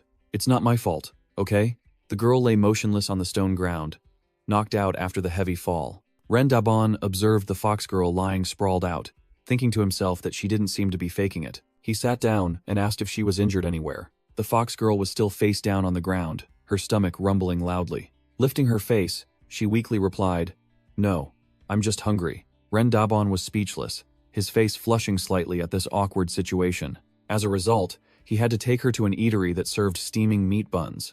Rendaban mused about the law of the jungle among the Beast Clan, where the weak, like the elderly and children, were often robbed of food and suffered from hunger. But no matter how hungry she was, the fox girl's appetite far exceeded his imagination, clearing a towering stack of plates. After eating, she shyly covered her mouth, seeming completely full. The fox girl sighed contentedly, rubbing her full belly. Suddenly, she realized she had eaten too much, and her expression turned panicked. She hesitantly asked if she had eaten too much, and apologized profusely for making Rendaban spend money. Rendaban broke out in a cold sweat, quickly waving his hand to reassure her. "It's fine, you're at a growing age." Regaining his composure, he asked directly, "Where is your family? Why is a child wandering alone?" The fox girl looked up and honestly confessed, "I ran away from home." Rendaban frowned, looking puzzled. She began to recount that she was considered useless from birth because she was a girl. Her body was weak, and she was scolded, beaten, and starved daily. After her younger brother was born, she was even more alienated, forced to do all the housework, and even her younger brother didn't consider her family. The girl recounted with teary eyes. "Yesterday I collapsed from exhaustion, and when father returned, I knew only punishment awaited me." With tears welling up, she said in fear, "I was so scared that I ran away." Rendaban gritted his teeth, unable to believe there were still such old-fashioned, misogynistic families.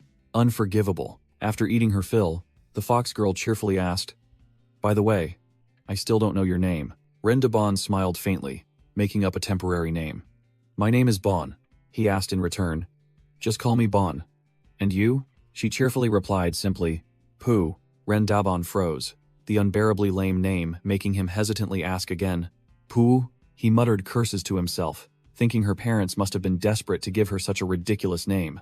What terrible parents. Pooh bowed her head in thanks. "Bon, thank you for the meal. You're too kind. How can I repay you?" Rendaban waved his hand, acting like a big shot. "No need to repay me." Suddenly remembering his main objective, an idea struck him. He got straight to the point. "Oh, right. Do you know the way to Banju Mountain?" Pooh repeated the name blankly. "Banju Mountain?" She immediately warned. "That's the hyena's den. It's very dangerous." Pooh explained about the hyenas, a pack of brutal and cunning monsters who had no team spirit and only waited to stab each other in the back. She emphasized their savagery.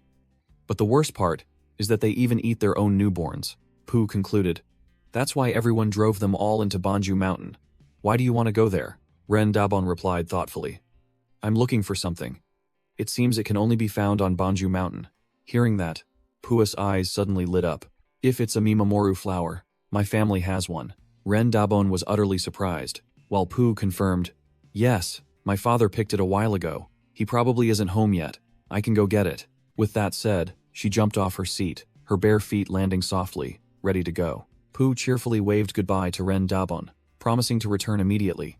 "Wait here, I'll be right back." Rendaban smirked, thinking to himself that today was truly a lucky day, as everything just fell into place automatically. He casually put his hands behind his head, calculating that if things continued this smoothly, he could be home before dark. Time flew by quickly, and dusk had fallen outside the window. Rendaban began to get impatient, muttering with his chin in his hand. "Why isn't she here yet?" She said, "Shed, be right back." Crash! A massive club slammed onto the table right in front of him, making Rendaban jump, and a voice roared, "How long are you going to sit here?" A burly pigman shopkeeper glared at him and growled, "It's been half a day. You haven't ordered anything and you're just sitting here." Rendaban quickly waved his hand to explain. "No, I'm waiting for my friend to come back for her luggage." The shopkeeper didn't listen, pointed directly at his face and roared that he was taking up space. So Rendaban immediately offered, "Then I'll pay for the seat." The pigman smirked challengingly. Oh really? Then pay up. Rendaban reached into his cloak pocket for money. He froze, breaking out in a cold sweat, as he realized a harsh truth. I don't have any money. The shopkeeper narrowed his eyes, and killing intent began to emanate from him. You're not trying to say you don't have money, are you? The entire group of Beast Clan thugs, including a deer man, a rhino man, and a bull man, all stood up and surrounded Rendaban's table. Rendaban forced a smile, trying to buy time while his mind raced. I'm screwed. If I fight here, my demon identity will be exposed. I have to get out of here. The shopkeeper lost all patience, roaring, Are you mocking me? Then swung his club, smashing the table into pieces. It seems you're tired of living. The thugs behind him roared excitedly, ready to gang up on him. Suddenly, a furry arm grabbed Rendaban tightly from behind. Pooh had returned with a burly bearman. The bearman easily restrained Rendaban, causing Pooh's luggage to fall to the floor, and a blue-covered book flew out. Rendaban's eyes widened as he read the book's title, Next Life, I Will Never Be Exploited, and the summary about the protagonist named Pooh, who took revenge on her entire family after reincarnation. Rendaban froze, his mind racing. Wait a minute. He recalled telling Pooh to stay put. Remembering giving the money pouch to the girl, Rendaban bitterly realized, I've been tricked. In his recollection, Pooh held the money pouch with a triumphant expression. The cunning fox girl sneered and left. Ha! You can wait there until the cows come home, you fool. And just like that, she vanished without a trace, leaving Rendaban to wait in vain. Meanwhile, the book's content unfolded. A Beast Clan boy named Pooh was forced into servitude, from carrying loads and washing dishes to cleaning the house. The pigman innkeeper in the story roared, What are you doing? Moving like a snail. Do you want a beating? The boy Pooh, frightened, quickly replied, Yes, I'll do it right away. He hastily carried a bucket of dirty water and accidentally tripped right in front of the innkeeper. Splash! The entire bucket of dirty water splashed directly onto the pigman innkeeper. The pigman innkeeper fell silent, his murderous aura erupting like a volcano. He grabbed the boy Pooh by the collar, roaring, You bastard, you did that on purpose, didn't you? While the boy frantically denied it. The innkeeper leaned in close, growling, You think an apology will settle your debt? Don't mess with me. If the floor is slippery, then lick it clean. The pigman innkeeper roared, preparing to shove the boy's head to the floor. The boy Pooh was forced to the ground, his face pale with terror. But then, a murderous glint flashed in his eyes as he cursed inwardly. You damn pig, I'll turn you into a meat bun. Back in reality, Rendaban broke out in a cold sweat, recalling Maya's warning, Never provoke the Beast Clan, and it's even worse if your demon identity is revealed. He gritted his teeth, telling himself he had to endure it at all costs. Damn it. Just endure it. The real-life pigman innkeeper, seeing Rendaban's expression, snapped. What's with that attitude? In the book, the pigman innkeeper kicked the boy Pooh, yelling, Hurry up and work, while the boy could only nod obediently. Back in reality, Rendaban's face darkened, silently confronting the pigman innkeeper who stood with crossed arms, staring at him defiantly. The scene shifted. Matira was alarmed upon hearing the news. What? The young lady is missing? Her catgirl subordinate handed her a piece of paper. See for yourself. Matira was speechless as she read the childish farewell letter. Goodbye. I'm never coming back. You fools. Accompanying the message was a provocative drawing of a demon face, further irritating Matira. The subordinate reported that search parties had been sent out but to no avail, and if the young lady had passed the checkpoint, the guards would have detected her. Matira pondered deeply, not understanding why the girl had run away at this particular moment. She suddenly recalled a moment when a strange cat girl had brushed past her earlier, muttering, Wait, could it have been just now? The image of the sulking cat girl flashed through Matira's mind, a crucial clue having just emerged. Matira's expression turned sharp as she ordered her subordinates. I think I know where she is. Call the two people from the checkpoint here. We'll go search together. She instructed them to keep the young lady's escape an absolute secret, for her safety, and because other clans were present here. Returning to Rendaban, he dragged himself through an alley, groaning, So tired, my whole body aches. He gritted his teeth, blaming the fox girl who had tricked him. Next time we meet, you'll pay. Rendaban listened to Pooh's story, thinking to himself how unfortunate it was for a child to have such parents. He imagined the girl being sold to an old man just to get money for her brother's wedding, feeling it was truly cruel. Pooh tearfully recounted, That old man, older than my own father, groped me all over and forced me to bear his children. The girl continued her act, her eyes welling up. I was so scared. Suddenly, her pitiful expression vanished. Pooh's eyes widened, and she growled upon seeing her target. "You bastard! I finally found you." Ren Dabon, who was walking, suddenly stopped, bewildered to find himself blocked by Pooh and two burly wolfmen. The fox girl Pooh dramatically turned the tables, pointing directly at Ren Dabon and wailing to the two wolfmen. "Help! This is the old man who forced me to bear his children. He's here to take me back." Ren Dabon's eyes blazed with fury. He pointed at his own face and roared, "I'm this young and handsome, and you call me an old man?" He hastily explained to the wolfmen, accusing the fox girl of being a professional swindler, fabricating stories straight out of novels. The darker-furred wolfman smirked, delivering a fatal blow. "To a child, you certainly look like an old man." Ren Dabon was speechless, realizing he had just been dealt an undeniable, painful jab. Annoyed, Ren Dabon ignored logic, extending his hand to demand his money back. "That's not important. Give me back my money." No sooner had he finished speaking than a clawed wolf hand seized his wrist, its grip terrifyingly strong. Pinned down by one wolfman, Ren Dabon growled, "What are you doing?" but only received the cold command, "Grab him." The other wolfman turned to comfort Pooh, promising to protect her and take her to safety. From Ren Dabon's perspective, he could only helplessly watch the wolfman lead the fox girl away, while he himself was restrained. Pooh looked back, sticking out her tongue to taunt Ren Dabon defiantly. Truly, a little imp. Ren Dabon struggled in vain, his strength clearly no match for the two muscular wolfmen. He yelled in frustration as the figures of the two vanished. "Wait, don't run." The alley was deserted, leaving only Ren Dabon abandoned after the trick of the century. The wolfman led Pooh into another alley, believing he had just done a good deed. Pooh feigned innocence, thanking the wolfman for saving her, saying that if she were caught, things would be terrible. Suddenly, the girl clutched her head and cried out, appearing to be in pain. The wolfman asked worriedly, and Pooh immediately clutched her stomach, complaining that she had been hungry for too long. As soon as the wolfman let his guard down, Pooh's weak expression vanished, replaced by a chillingly sinister smile. The fox girl's face was shrouded in shadow, her eyes narrowed with malice. She had found her next prey. Suddenly, a rough hand seized Pooh's wrist, blocking her path. The scarred wolfman growled, exposing Pooh's clumsy act. "That amateur performance might fool that idiot, but it won't get past me." Pooh glared at him, her face cold, without a hint of fear. The fox girl played innocent again, blinking her eyes. "What are you saying? I don't understand." The wolfman didn't bother arguing, propositioning her bluntly. "It doesn't matter. If your parents don't want you, then come with me." As soon as he finished speaking, Pooh twisted her body and arm, neatly escaping his grasp. Not giving her opponent a chance to recover, she delivered a kick straight to the wolfman's stomach. Seizing the opening, Pooh immediately accelerated, leaving the wolfman behind. The wolfman wasn't angry at all. Instead, he smirked devilishly. "Rip!" The wolfman mask was torn off, revealing the face of a cunning hyena underneath. The hyena leader grumbled, "I only used this face once, and now I have to prepare a new one." Pooh growled, taking a stance ready for combat. Two more hyenas appeared, and the fox girl muttered, Hey, so I've been discovered?" The wolfman, who had been tricked earlier, ran over, completely shocked to see the hyenas. "You should have been driven into Banju Mountain by now, shouldn't you? Why are you here?" The leader sneered, revealing, "You can thank your boss for that. All the border guards are out on patrol, so we snuck in easily." The two hyena thugs drooled lustfully. "It's been a long time since we've had fresh meat, hasn't it? Tonight, we feast." The hungry hyenas charged forward, intending to tear their prey apart. But Pooh was even faster. She deftly dodged, pushing off the wall to gain momentum and leap high. She moved like a phantom, continuously bouncing between two walls to reach the rooftop. Thud!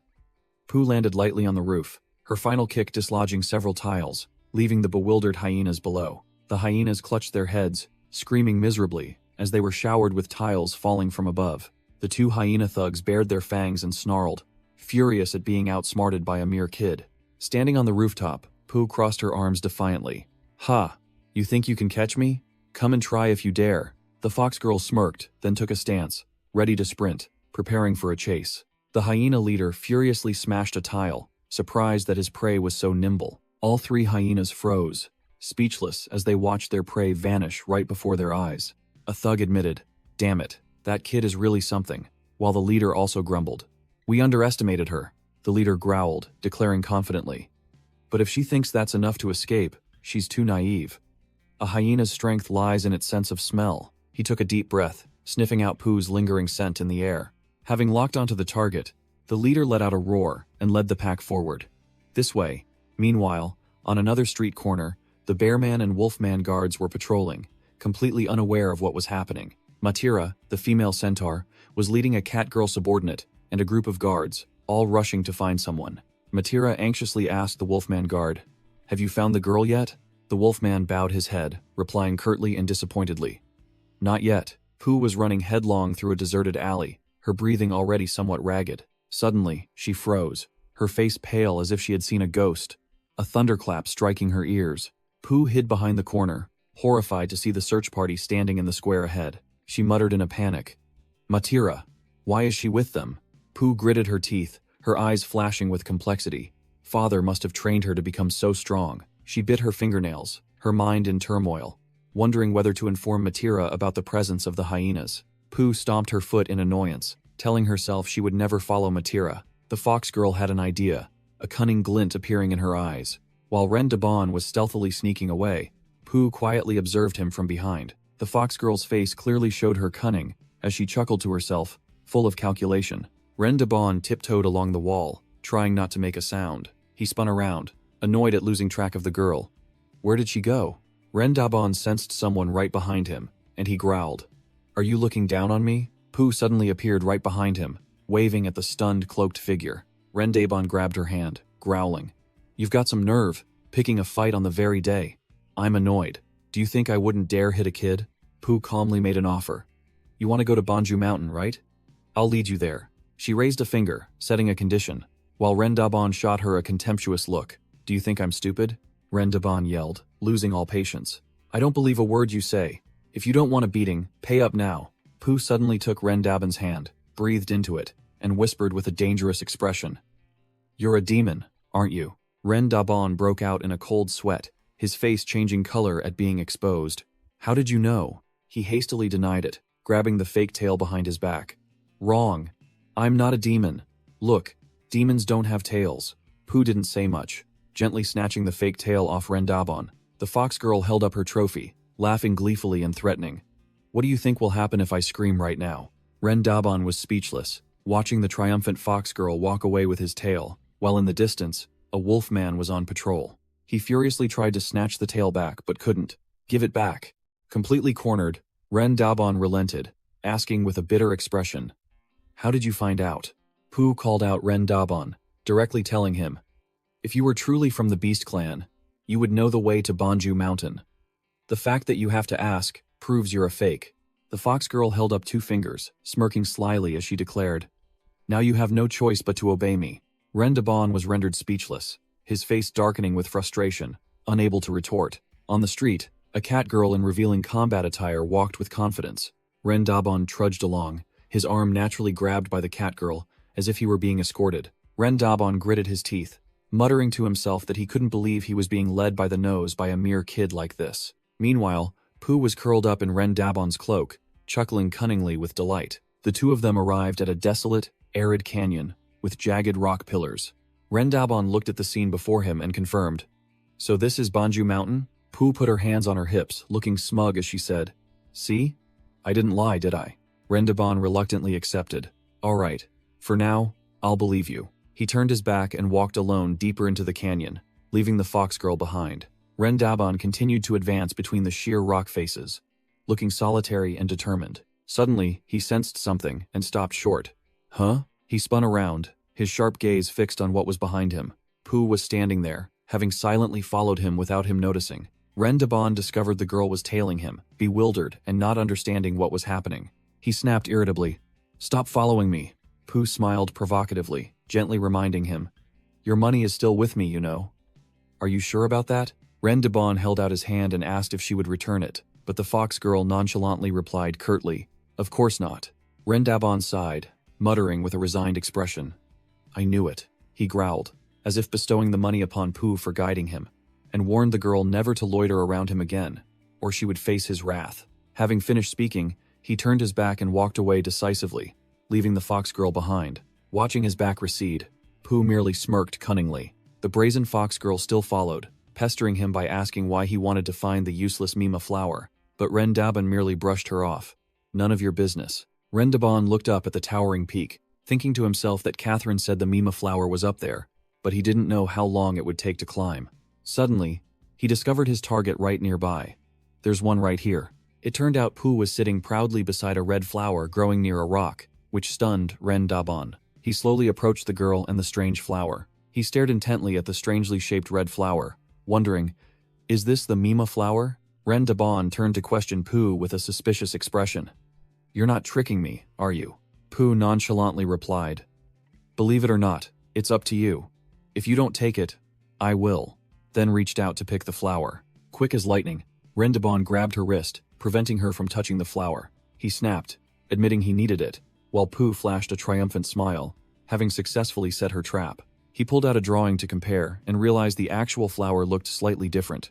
Something felt off. Despite some doubt, he still knelt down, carefully reaching his hand towards the flower. Behind him, Pooh flashed a sinister smile, signaling that a trap was about to spring. Suddenly, Pooh delivered a vicious kick to the flank of the unsuspecting Ren Daban. The sudden kick made him lose his balance, sending him flying in astonishment. The force sent his face plunging directly into the Mima flower, which seemed to be emitting strange energy. Ren Daban lay sprawled, his face planted directly into the ground right next to the flower after the fox girl's vicious kick. Unexpectedly, the harmless flower transformed into a gigantic carnivorous monster, its roots extending like tentacles. Ren Daban only had time to look up in horror as the monster flower's tooth-filled maw lunged down to devour him. The scene shifts to a place with a sign for Catherine's clinic. Inside, Maya and Ao were busily cleaning up the rubble, with the assistant robot Toto beside them. Robot Toto bossily directed, "The cracks are too bad, we have to rebuild. Hurry up, or we won't be able to open tomorrow." Ao, annoyed, shrieked shrilly, "Shut up!" She flung the trowel directly at the robot, yelling, "If you're not helping, don't nag." Ao continued to grumble, blaming the Wing Clan entirely for the destruction and resentful about why she had to clean up. Catherine appeared with a superior expression, sarcastically saying, "If you hadn't provoked the Wing Clan, nothing would have happened. And yet you say it's not your business?" Having been called out, both Ao and Maya were speechless, unable to argue back a single word. Maya immediately changed the subject, asking, "How is Shura?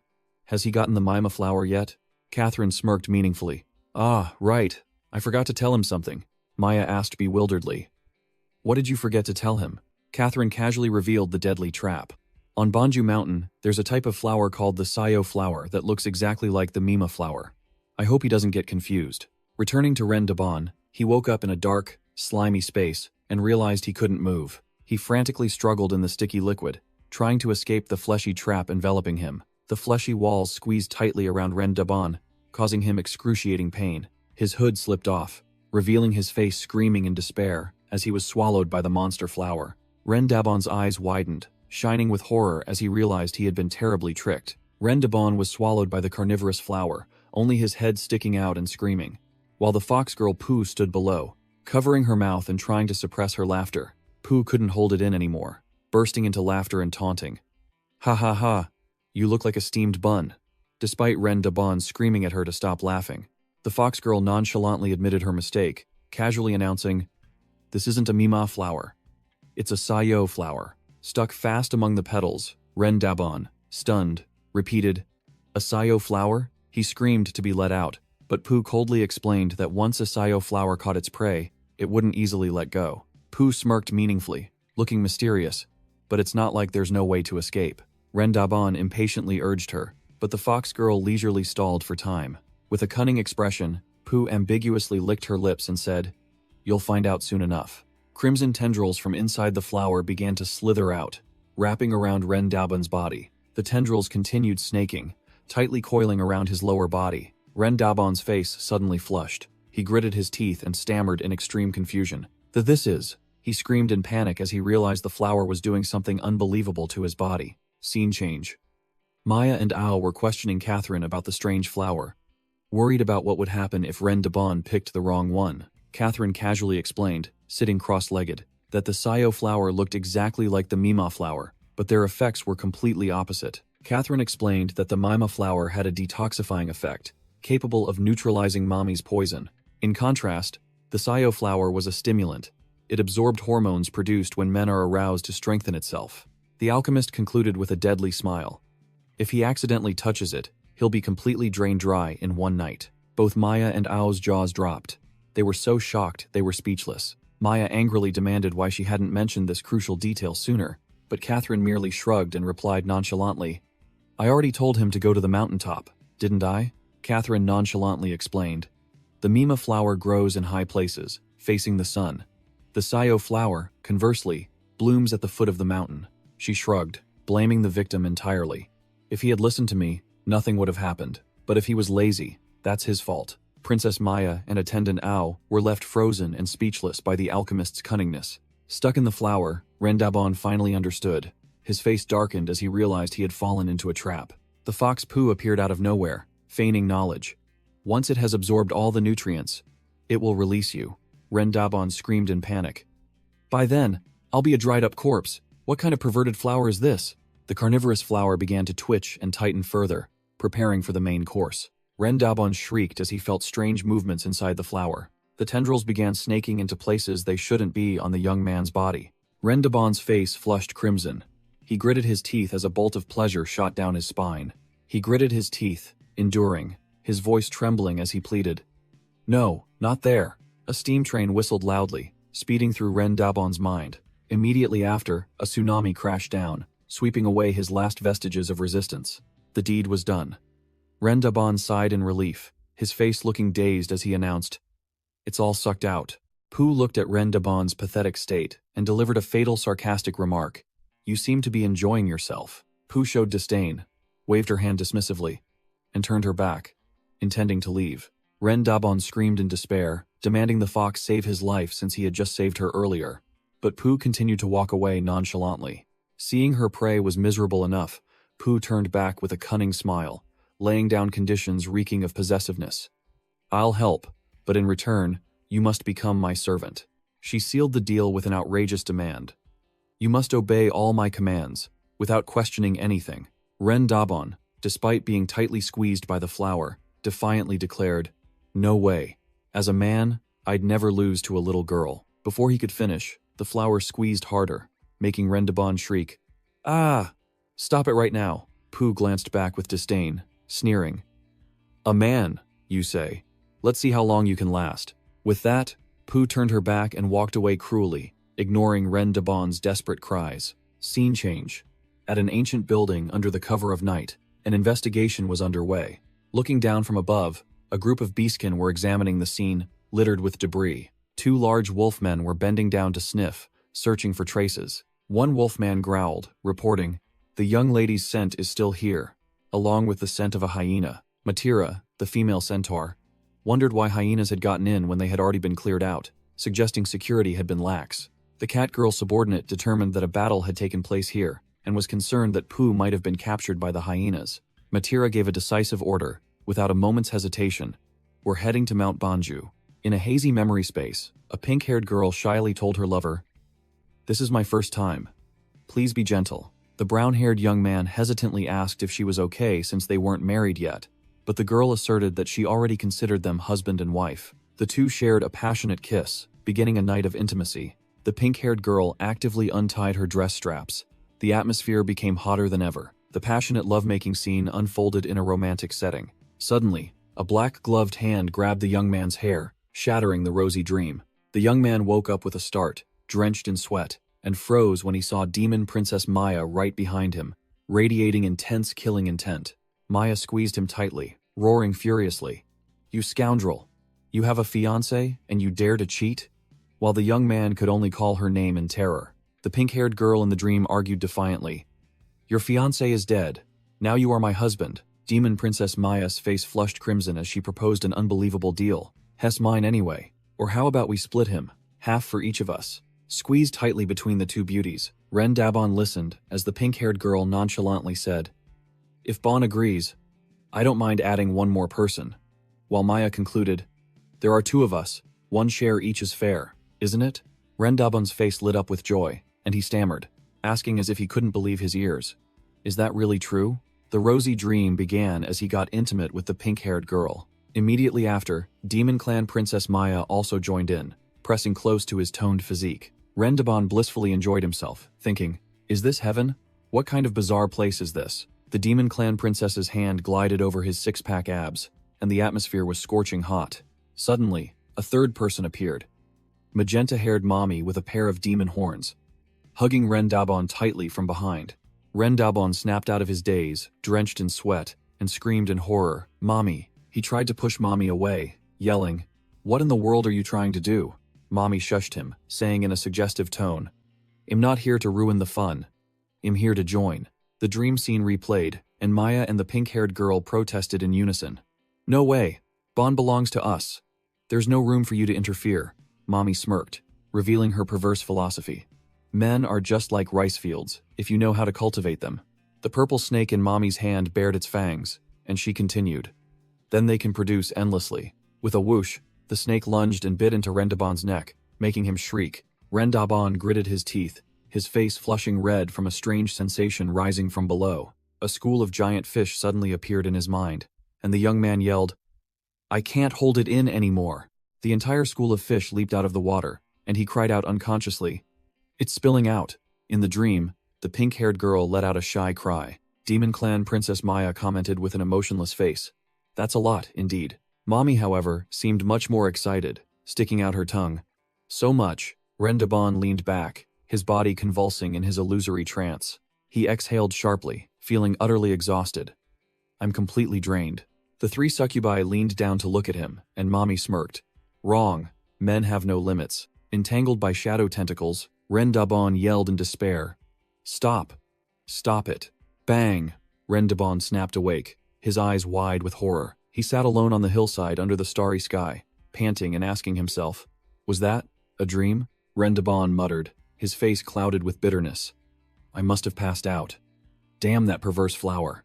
He clutched his head and yelled in humiliation, "I haven't even held a girl's hand in 23 years. After a moment of self-pity, Rendabon sat up straight, his eyes growing vigilant. He spun around abruptly, yelling, "Who's there?" A pair of fair, bare feet gently walked on the ground. Pooh, the fox girl, flashed a cunning, meaningful smile. Rendabon looked up at the stranger, growling, "You're still here?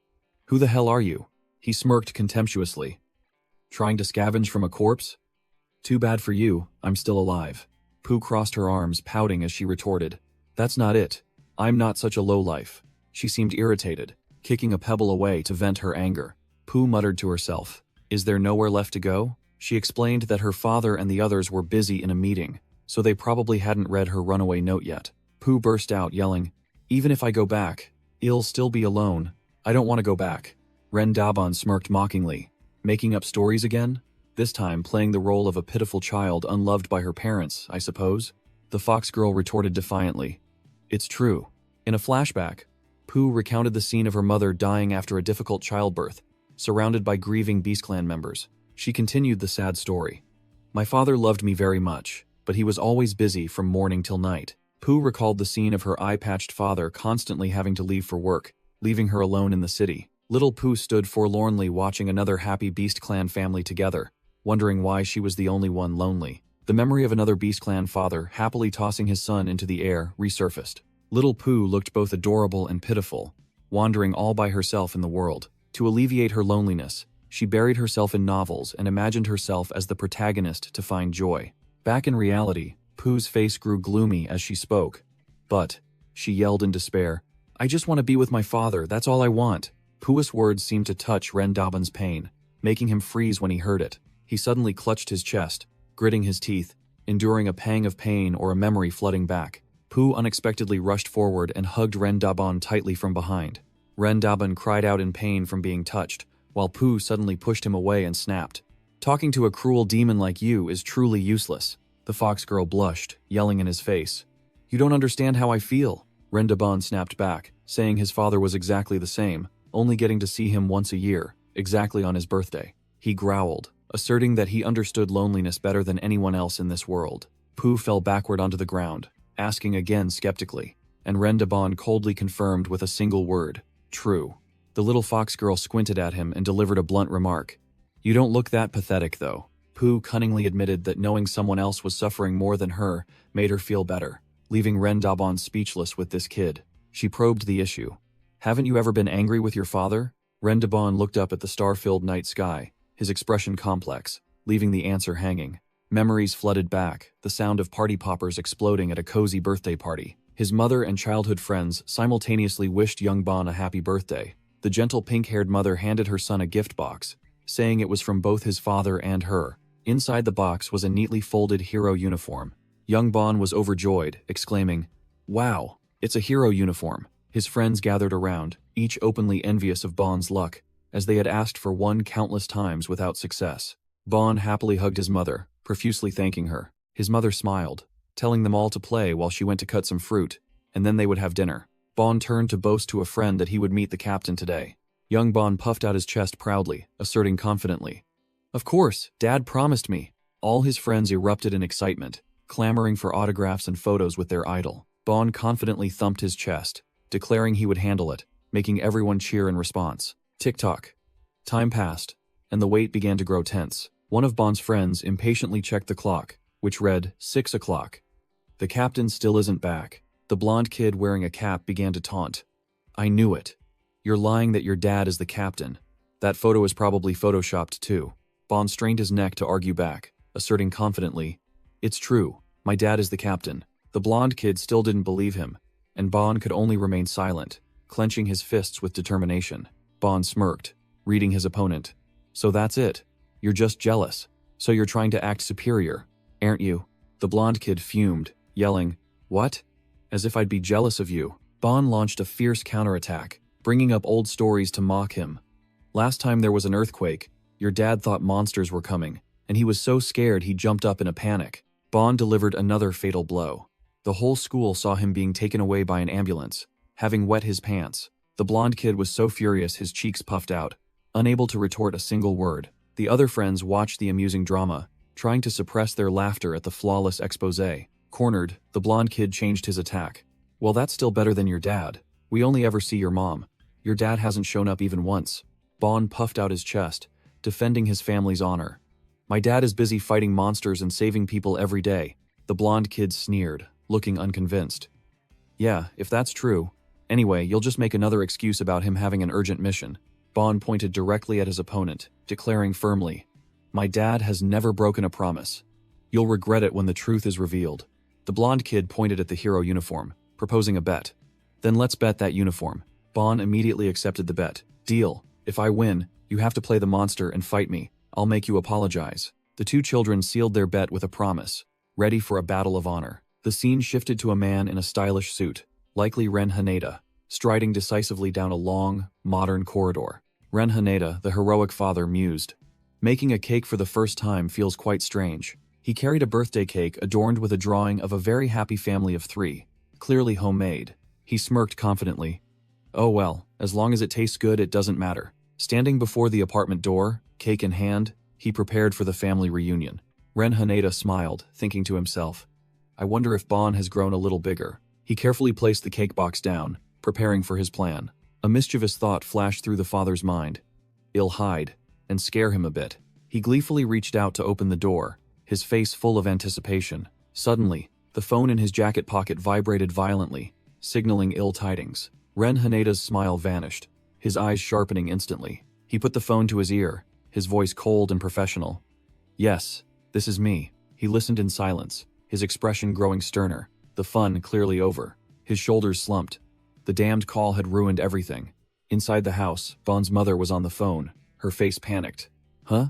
An urgent mission? Does it have to be you?" Her face was filled with disappointment and worry, knowing that the promise to her son was about to be broken. Ren Haneda, now in his battle armor, stood towering before his wife, ready to rush to the battlefield. She sighed, accepting the harsh reality. "Well, it's your job. Be careful. Bon and I will wait for you to come home." Meanwhile, little Bon, in his hero costume, raised his toy sword and shouted, "Justice will prevail. Victory lies in the hands of humanity." Another kid was sitting, watching TV, his eyes shining brightly as he cheered for the heroes on screen. "Go, heroes." The blonde kid crossed his arms, a disdainful look on his face, clearly taunting. His mother called Bon, and the boy startled, turning around, still in his hero costume. His mother began to explain awkwardly. "You see, your father." Bon froze, sensing something was wrong. Time passed, and the birthday cake still lay abandoned on the table. Bon had changed his clothes, huddled in a corner while his mother tried to comfort him, explaining that his father had an urgent mission and no other choice. His mother pointed to the cake, saying his father had made it for him, and promised they would eat it together when he was done. But Bon remained sullen and refused to respond. His anger boiling over, Bon screamed, "No," and knocked the cake box flying. He yelled at his mother, resentful that he couldn't even see his father on his birthday, questioning why adults always made empty promises. With tears welling up in his eyes, he yelled, "My friends even call me a liar. I hate you, Dad." With that, Bon turned his back and ran straight into his room, leaving his mother frantically calling after him. Slam. The door slammed shut, and his mother could only sigh helplessly. Bon rushed straight into his room and then jumped onto his bed. He buried his face in his pillow, screaming in anger, "Liar. A super big, giant liar. I don't care about Dad anymore." The boy was still sulking when breaking news interrupted the TV program. He looked up. The news reported that the International Commercial Building had been attacked by a monstro, but fortunately, the heroes had evacuated everyone in time. The female reporter continued to report, stating that some threats had not yet been eliminated and advised citizens to stay indoors. Bon froze, his mind racing.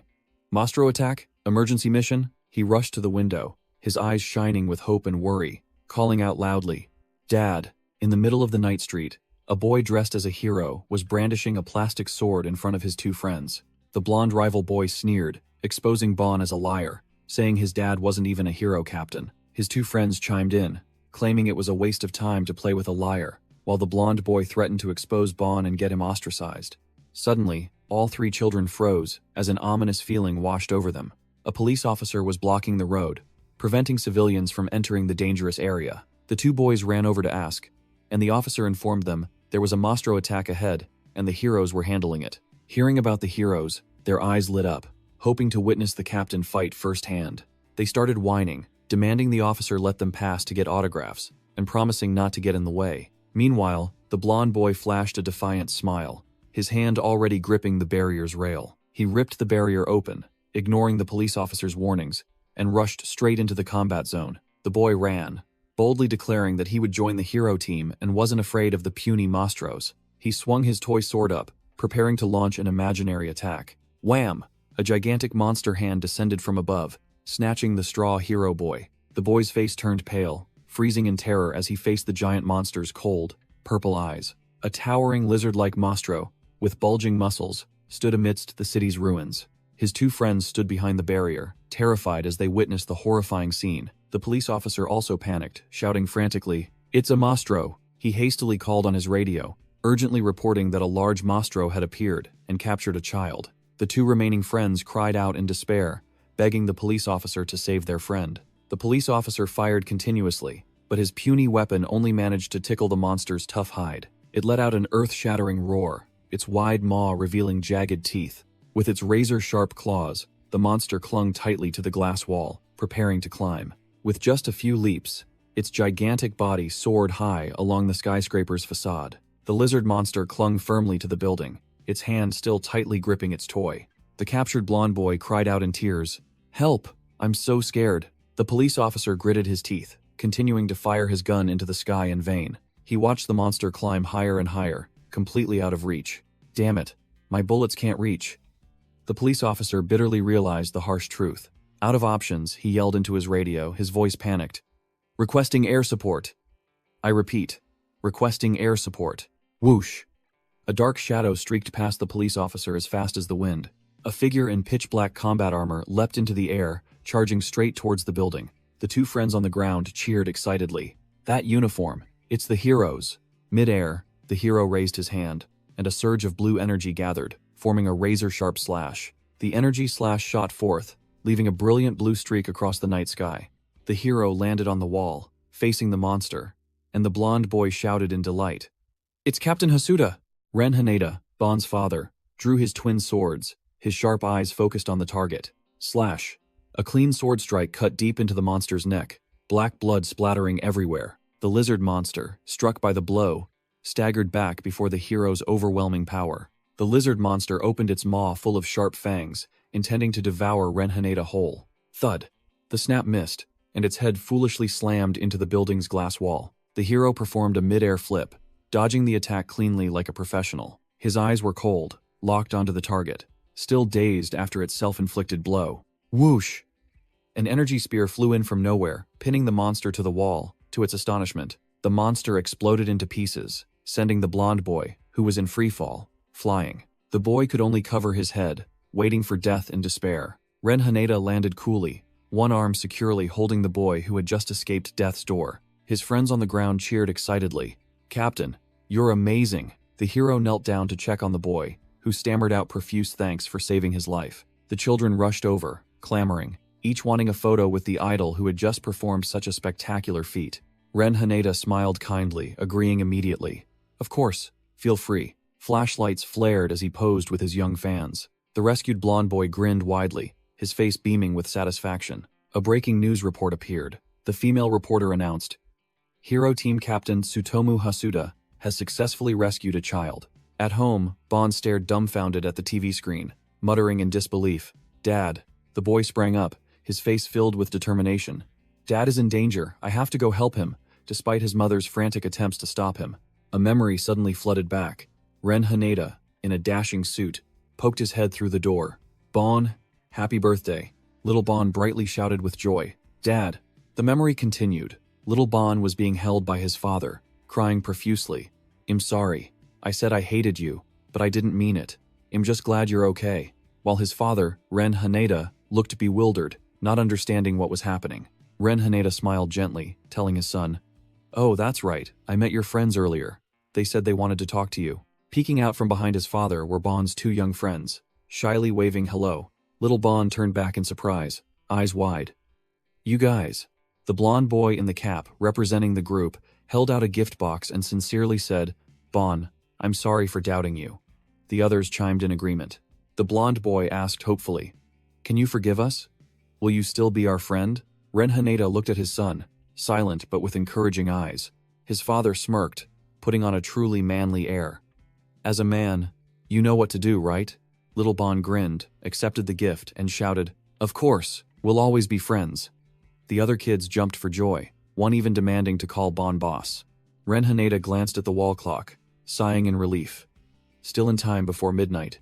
His father turned to his pink-haired wife, cheerfully suggesting, "Let's eat the cake." But his mother looked visibly awkward, and here was the birthday cake masterpiece. A messy, lopsided white blob sitting prominently on the plate.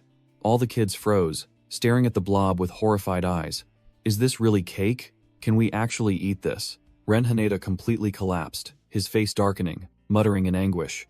"I poured my heart and soul into that cake. Why did it turn out like this?" Seeing the tense situation, Little Bon slowly backed away, intending to sneak off quietly. Thump! A towering dark figure appeared behind him, Ren Haneda radiating intense killing intent, while Bon's face went utterly pale. Ren Haneda chased after his mischievous son with a belt, yelling, "Do you know how long it took me to make that?" Bon ran for his life, screaming, "I'm sorry."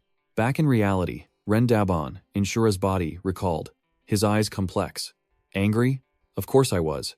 The fox girl, Pooh, exploded upon hearing this, declaring as if it were absolute truth. "Irresponsible parents are the worst. I felt sorry for them, so I had to teach them a lesson." Ren Dabon gently replied to the fox girl. "But that was only once." He smiled, his eyes full of pride. "My father is my pride."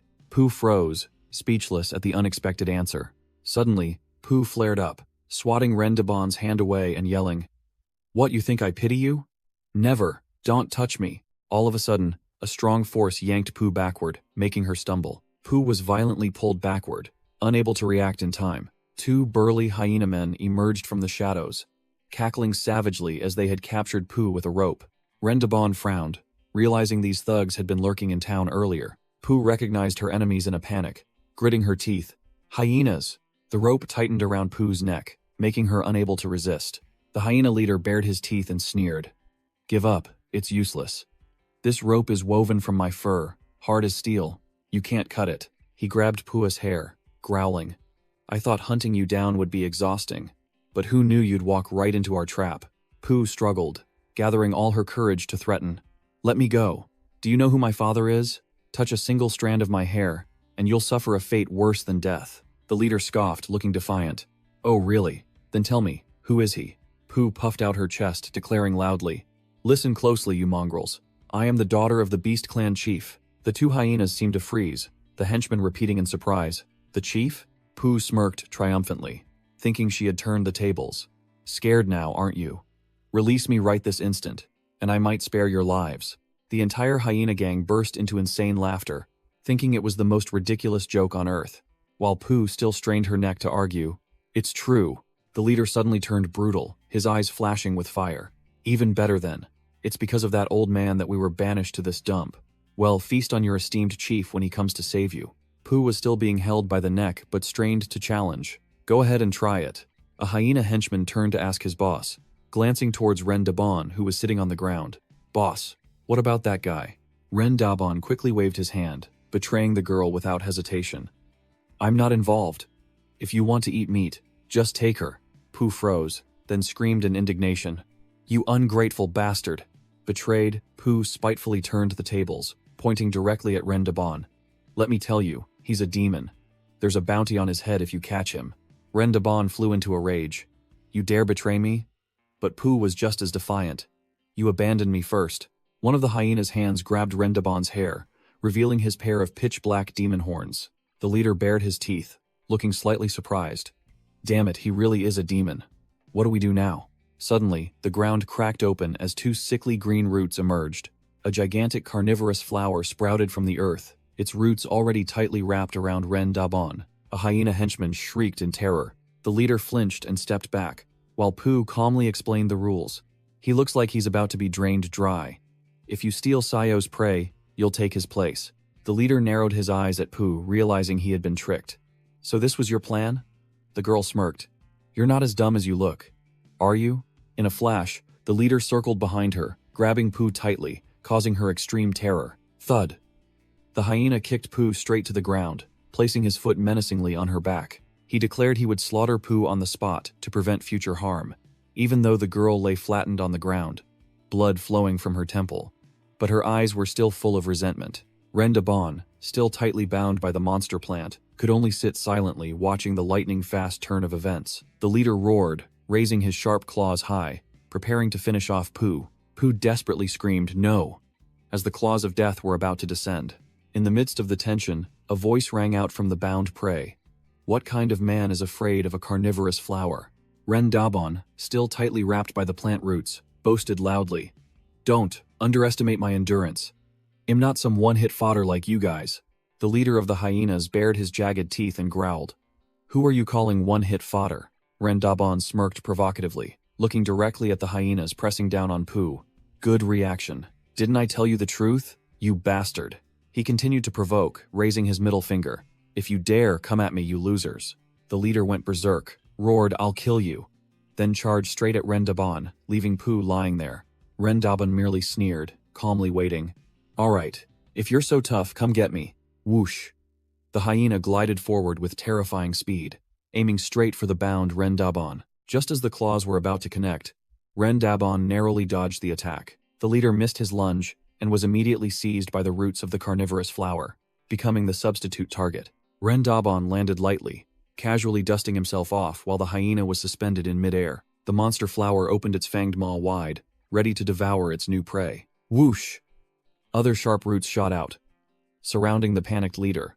Ren Dabon sighed in relief, muttering, Good thing I escaped. The leader realized he had been tricked, frantically screaming, You damn demon! You dared to use me! Thud. The monster flower wasted no words, using its roots to smash the hyena straight into the ground, crushing it. The two remaining thugs froze, stammering. The boss, who had the thickest skin, was taken down in one blow. Ren Dabon stood there. A powerful blue aura flared around him, his sharp eyes fixed on the fallen hyena. He smirked, feeling his strength returning.